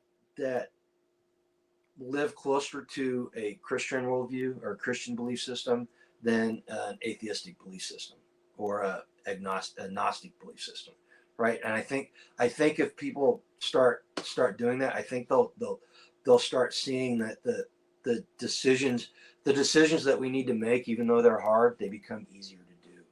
And we're gonna, and oh, this makes some people upset. Even if you don't believe in Christ, he's going to use you. He's going to use you. He used the Pharaoh, right? Pharaoh had zero beliefs in God, and God used him for the benefit of the Jewish people. So Yep. I don't know. Does that make sense, or am I rambling? Oh no, it made sense. Made perfect sense. So this is why these conversations, even if you don't believe in Christianity, these are why these conversations are important. Well, and everybody's got different roles. Some people are meant to go out and teach and do. That's my thoughts. Some people are taught and driven and guided to be an instructor and a relayer of the word and a teacher and stuff. And then there's people that I think you just need to share your personal connection and see where that ties. It's kind of, and I mean, God knows by now, I don't mean any disrespect when I associate these things, but it's like a drug addiction. You you got to change your surroundings. And why? Because you're looking for that some reassurance to get sober. Well, it's the same when you start building a relationship. It would feel weird if it's not normal. And so but different takes. And I mean, I've talked at so many different kinds of presentations and meetings and stuff. And then 6 months later, somebody would mail me and going, your story really struck to me and it got me thinking. And then next thing you know, they're sober and they're not doing this, that, or the other. And so that's happened before.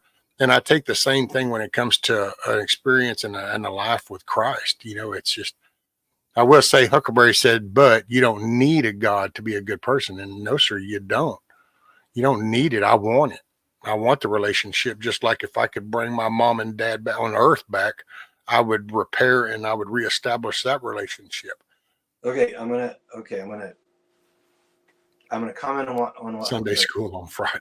I'm gonna comment on what Huckleberry said, and I'm gonna preface this by I understand the sentiment. I understand why, and I agree with the sentiment at its base. The problem with the comment is, number one, there are no good people. We're all sinful. All right, we're all born with a sinful heart, and it's just we are. I mean, human nature. Look at human history.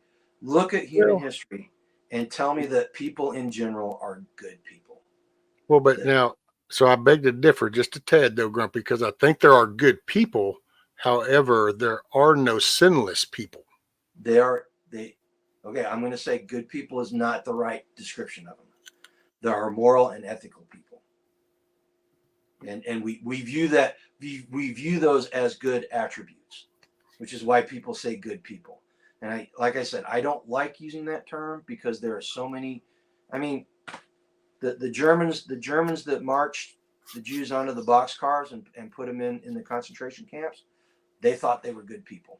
Let me ask you this though. So, because I, got to throw the spark out there. I don't know if I pissed off enough people today. So, got to try. It's Friday. But now, given that statement, so let me throw this in there. So, there's 20 Nazi soldiers lined up that are now herding these people into the cars. What's to say that all 20 of them actually feel the same way? What if there are 2 or 3, but they know if they say a word or flinch wrong, they're going to be put down right then because that's not the vibe. You better go along to get along. Is that a perspective? I'm gonna say that their morals and ethics are compromised. This is going back. This is going back to making that hard decision.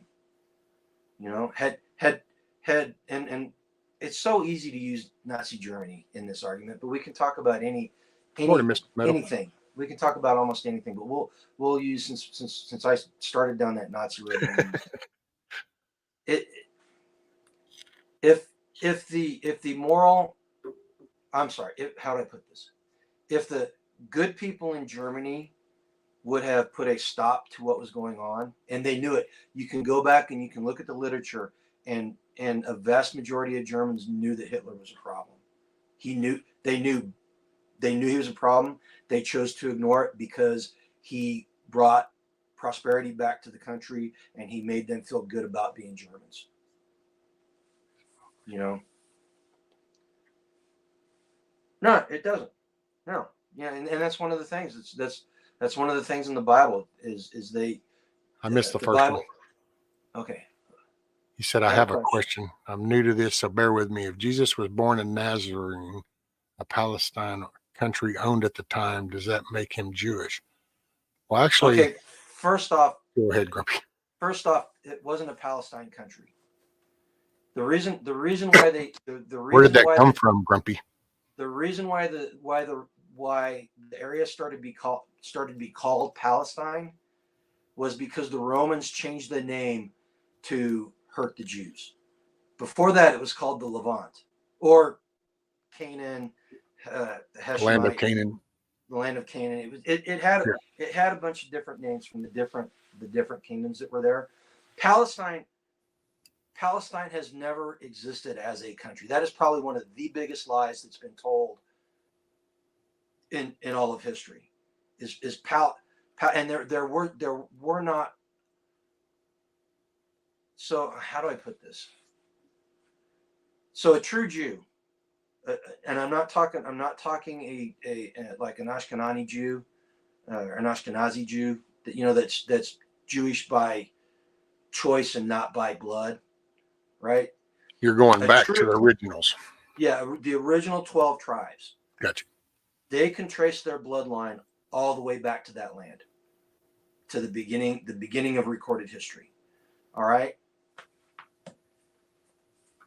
The Arabs, there are Arabs there that can trace their bloodline back to that land, to the beginning of recorded history. There's nobody in this world today that can trace their bloodline back to a country called Palestine, because there was never a country called Palestine.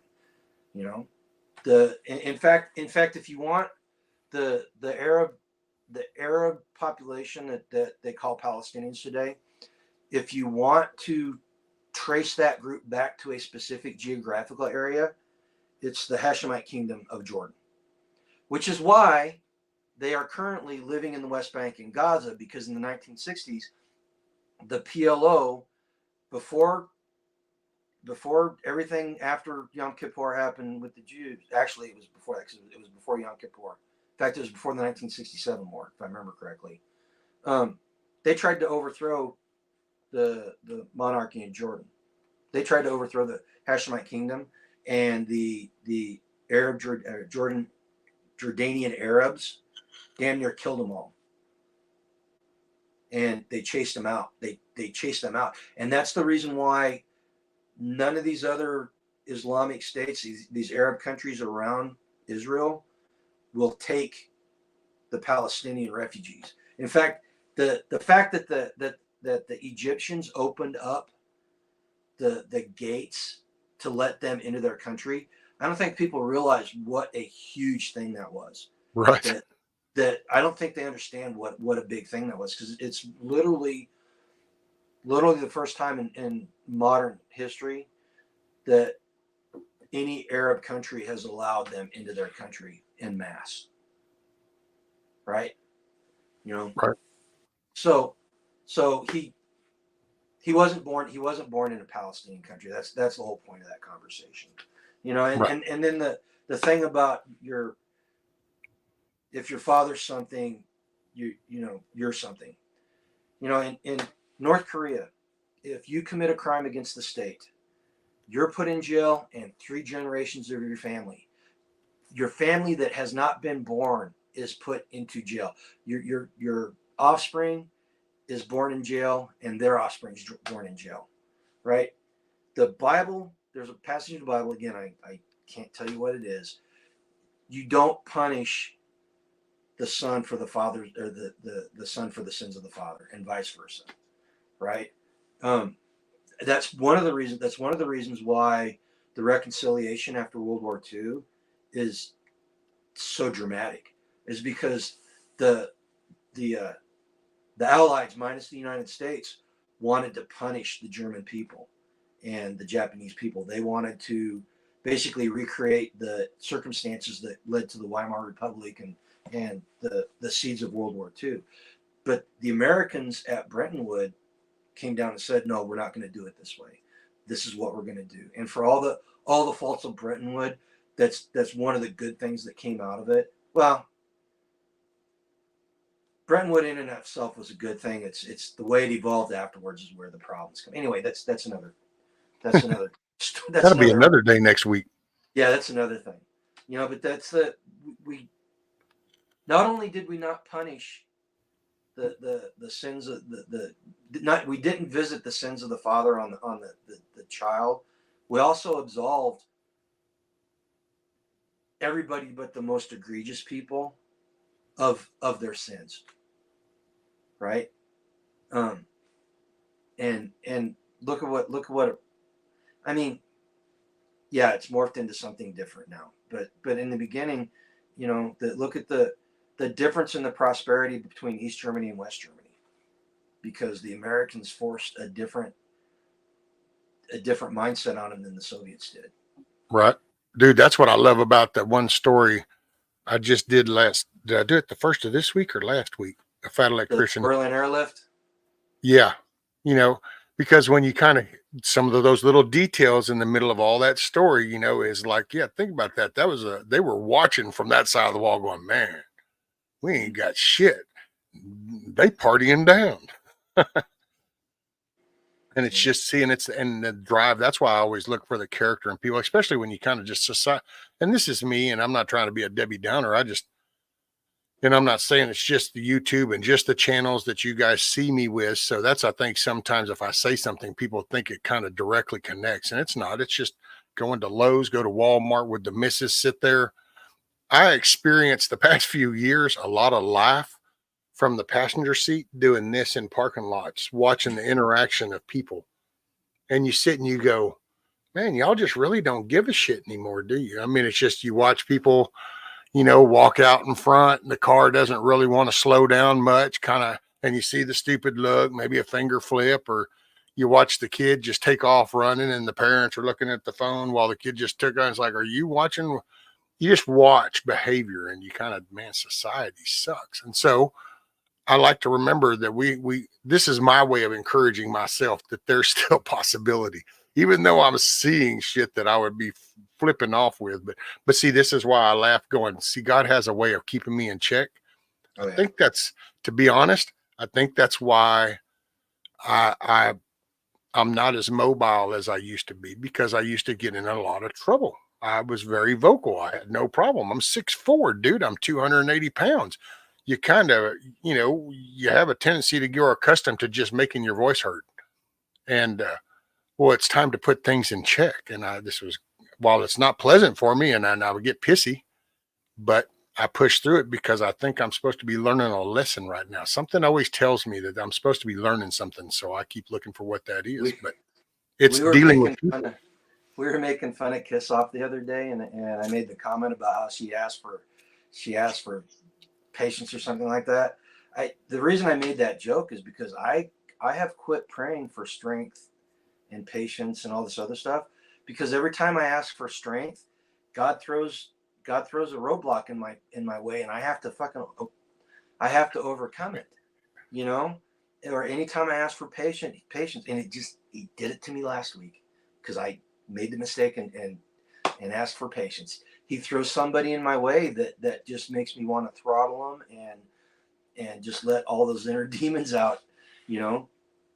And so I've come to realize that I'm not asking for the right stuff. I mean, I know how to get my strength. I know how to get the patience. I don't need to be asking for that. What I need to be doing is I need to be putting it into action.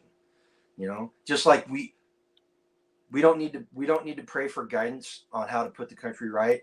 We know how to put the country right. We just need to start doing it. And that That's doesn't why I mean pray for wisdom. Wisdom and strength are my two that I kind of fall back to, as wisdom and strength. And only because I'm hard headed, so I don't mind the challenge with the strength side, but the wisdom, because then that's what helps me decide of, okay, that's a little big for your britches right now. Yeah. So like I said, be careful what you pray for, because you can look at a pattern of how that stuff is developed, and unless you want to go through that pattern, I mean, there's other ways we can get from point A to point B, right? Instead of doing it the hard way. He's given us the easy way, right? You know, and I'm not saying don't. Yes, sometimes you need to ask God when you're going through something hard. You need to turn to Him and go, okay, help me through this. You know, help me through this. Pray. You know, but it's like that even if you're not a believer. You know, don't make life too hard on yourself. All right, man. It's 8:30. The puppers have been outside for 2.5 hours. I have no idea where they are. They've gotten to the bad habit of going out on the road. Oh, Which is hell. not. That's And not good. then I got to go feed the animal. It's still dark out. It's 8:30 and it's still dark outside. It's so cloudy. You know, so It's a little gonna be. cloudy here. I think we're supposed to get rain here in about 3 or 4 days or something. We're supposed to get it today. So Well, hopefully shit. it hasn't started raining yet. Well, hell, man, I appreciate you hanging out, Grumpy. It's always good. No problem. I hope I wasn't too incoherent, and I hope somebody in the chat or somebody that watches this later on. I hope at the very least, it gets you asking questions. You know, and if anybody's got any questions, my email's on our community, on our about page, on our thing. Grumpy Acres Farms. If somebody doesn't mind dropping his link in chat for anybody that happens to be here. TheRealGrumpyAcresFarm.com. Grumpy Acres. And remember, we've got a code now for Ghost. So Ghost Shop or GhostDesigns.shop. Grumpy, get you 15% off your order. Oh, there you go. I think it's still active. If not, if it's not active, go over to Native's channel. I think he's got an ongoing code there too. So go support a like-minded person, veteran-owned business, and he does a good job. That's it, man. Hand done stuff. Yep, absolutely. It's good stuff. Takes the time to make sure it's done right. What's the most important thing everybody should do today, Rescue? Should go out and live a life done free. I was going to hook you up. You guys take care. Be safe, man. Tell Yoda I said hi. Merry Christmas. Hey, morning, Tony. Yeah, that was a pretty good conversation.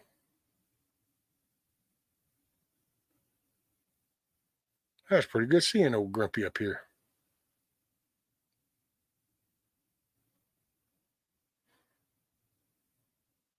So what do y'all got going on? And Miss Mary, yeah, we're old school where we have brains. Wait, are you trying to say you have a brain kiss off? You better go give that back to Chuck. Tell him you're sorry.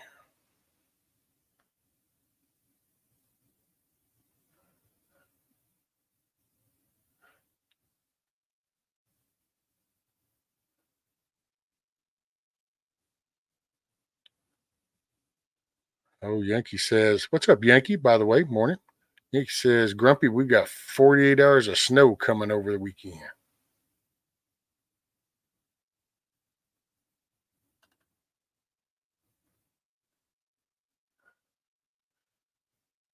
Oh, man. Well, hell, 3.5 hours. We got the Friday started off. We're at 8:30 this morning.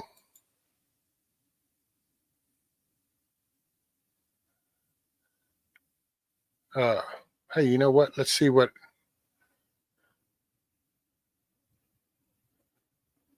is what's the almanac got to say for today?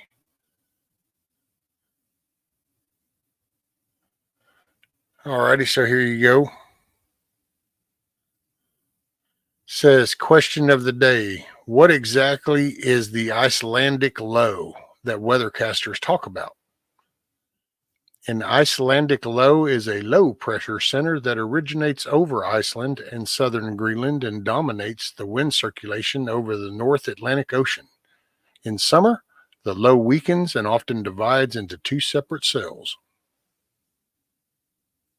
What did I say? You know, I'm here, Mrs. Metal. There was something. Did something go by? Rescue, do you want me to drop the link I dropped yesterday? Oh, to the, yeah, there you go. Dan Smoot. Yeah, because then I can go ahead and I'll pull it up and I'll save it. So whenever I close this, then I'll have it. There was my stutter for the week.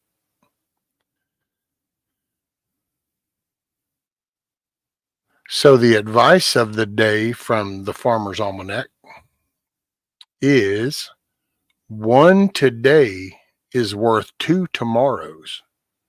And that's from Poor Richard's Almanac in 1757. So the advice of the day was one today is worth two tomorrows. And that was Poor Richard's Almanac from 1757. Nick says, my almanac says it's a good day to make seafood gumbo. Every day is a good day for gumbo. Home hint of the day, use a 1 gallon metal paint thinner cans for storing hardware and other small objects in your workshop. Cut the top off each can with a can opener and pour out any remaining thinner. There's no need to wash the cans. The last traces of the thinner will evaporate. Looky there.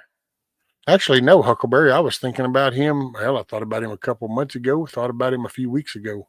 I think about Daniel every now and then. Every now and then I run across the pictures he sent me where he had that eagle sitting on that balcony at them buildings across from where he was at.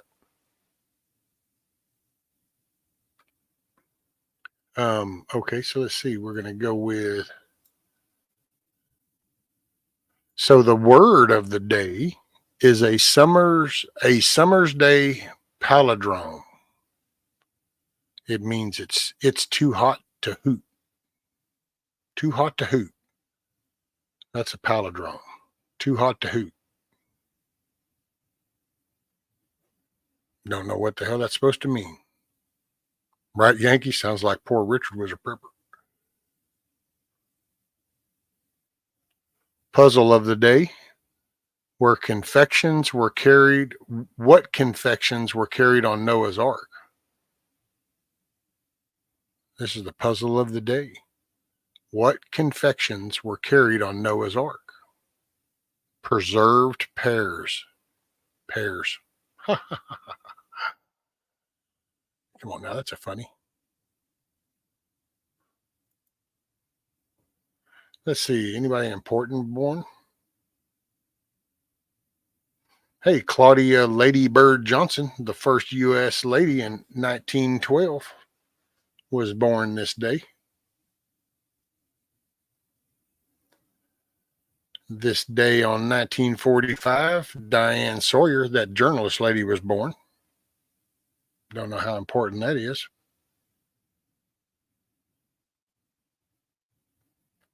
Let's see what kind of little events happened. So in 1772, on this day, construction began for the first schoolhouse west of Allegheny Mountains in Scrobrun, Ohio. What? In 1775, on this day, the Continental Fleet was organized by the rebellious American colonies under the command of S. Hopkins.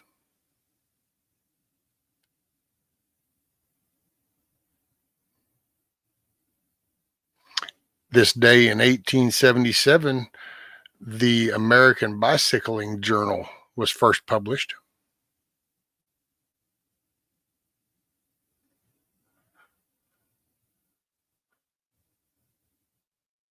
Right, Huckleberry? This day in 1882, Edward Johnson, an associate of Thomas Edison, created the first string of Christmas tree lights.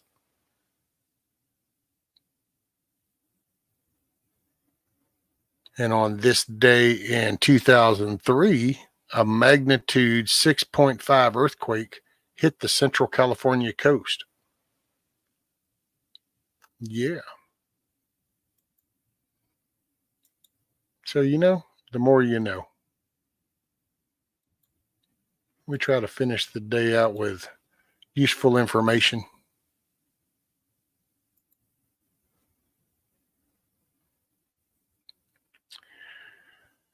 Let's see, it's Friday. Monday is Christmas, so probably won't be live that morning. I don't know. I have to see what's happening around here.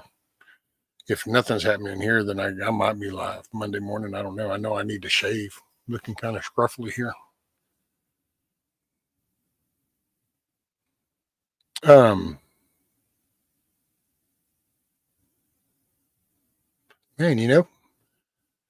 y'all have a Merry Christmas. Enjoy your time with your family.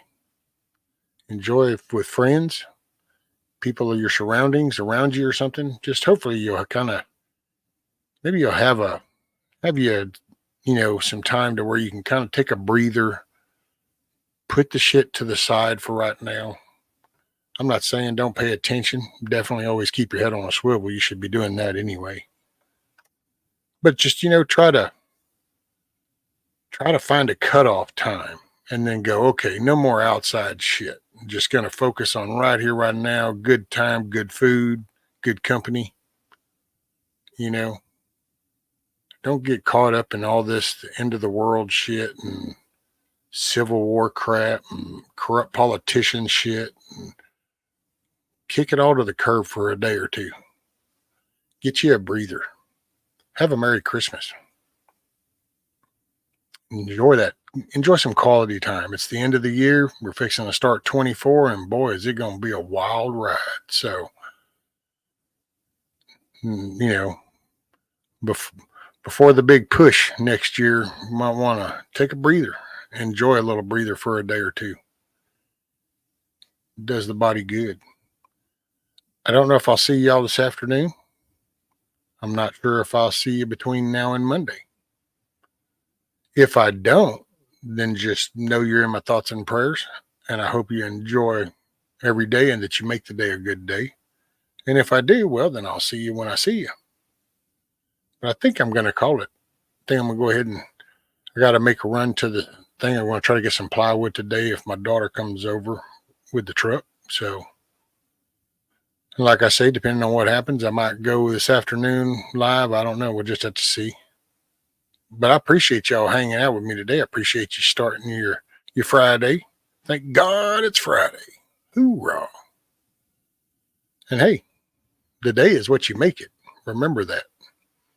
You're the one in the control seat. You get to decide on what you want to take on for the day. If I would suggest finding a cutoff time and enjoying some good quality downtime. Step out the shithole for a little bit. Shower. And enjoy lounging in the kickback chair. You know what I'm saying? That's because it's the end of a very crazy year. Why do I feel that I need a shower after talking to an elected servant? Because you probably got you some shit on you, D-Dog. You probably got some shit on you. Hey, you know what? Y'all make it a good day. I appreciate you. Merry Christmas. Enjoy family time. Peace out, everybody. Thanks for being here.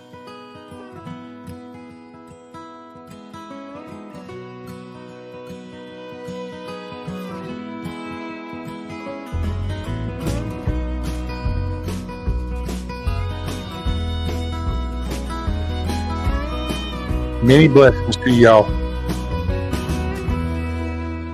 I ain't here tomorrow. If the good Lord says it's my time to go, I don't see that morning sunset. There's some things I need for you to know. The truck is yours if you want it. It'll run forever if you treat it right. When you think of me on some back road, that's because I'm right there by your side. Chase your dreams until you catch on. Leave your doubts in a cloud of dust. You can't ever love too big. You can't call your mom too much. Do your best to get it right. Forgive yourself when you don't. Hope you don't forget how much I love you. I ain't here tomorrow.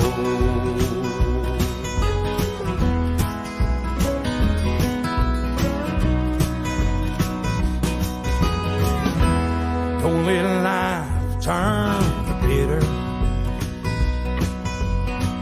Don't be ashamed about your head.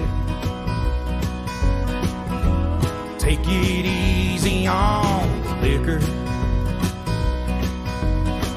Remember what it did to your granddad. Yeah, you're gonna get your heart broke. But a couple of tears don't make you weak. You're gonna find that girl God made just for you. what he's doing, wait and see.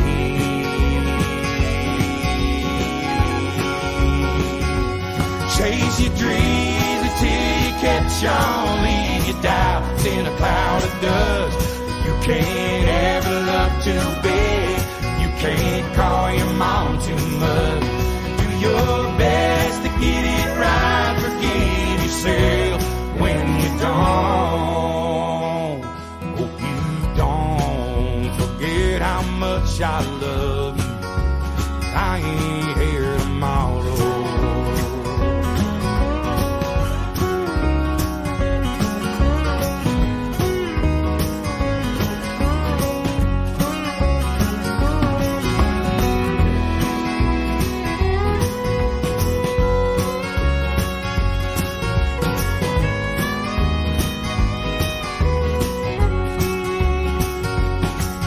Shotgun in the family, raise your babies by the book, and keep my picture in your wallet, keep your car keys on a hook. Do your best to get it right, forgive yourself when you don't. Please don't ever forget how much I love you. I ain't here tomorrow.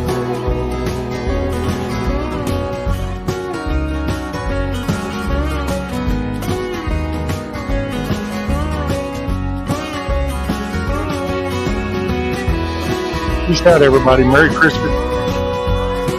Thanks for hanging out. I don't see you before the end of the year. 23 will be down.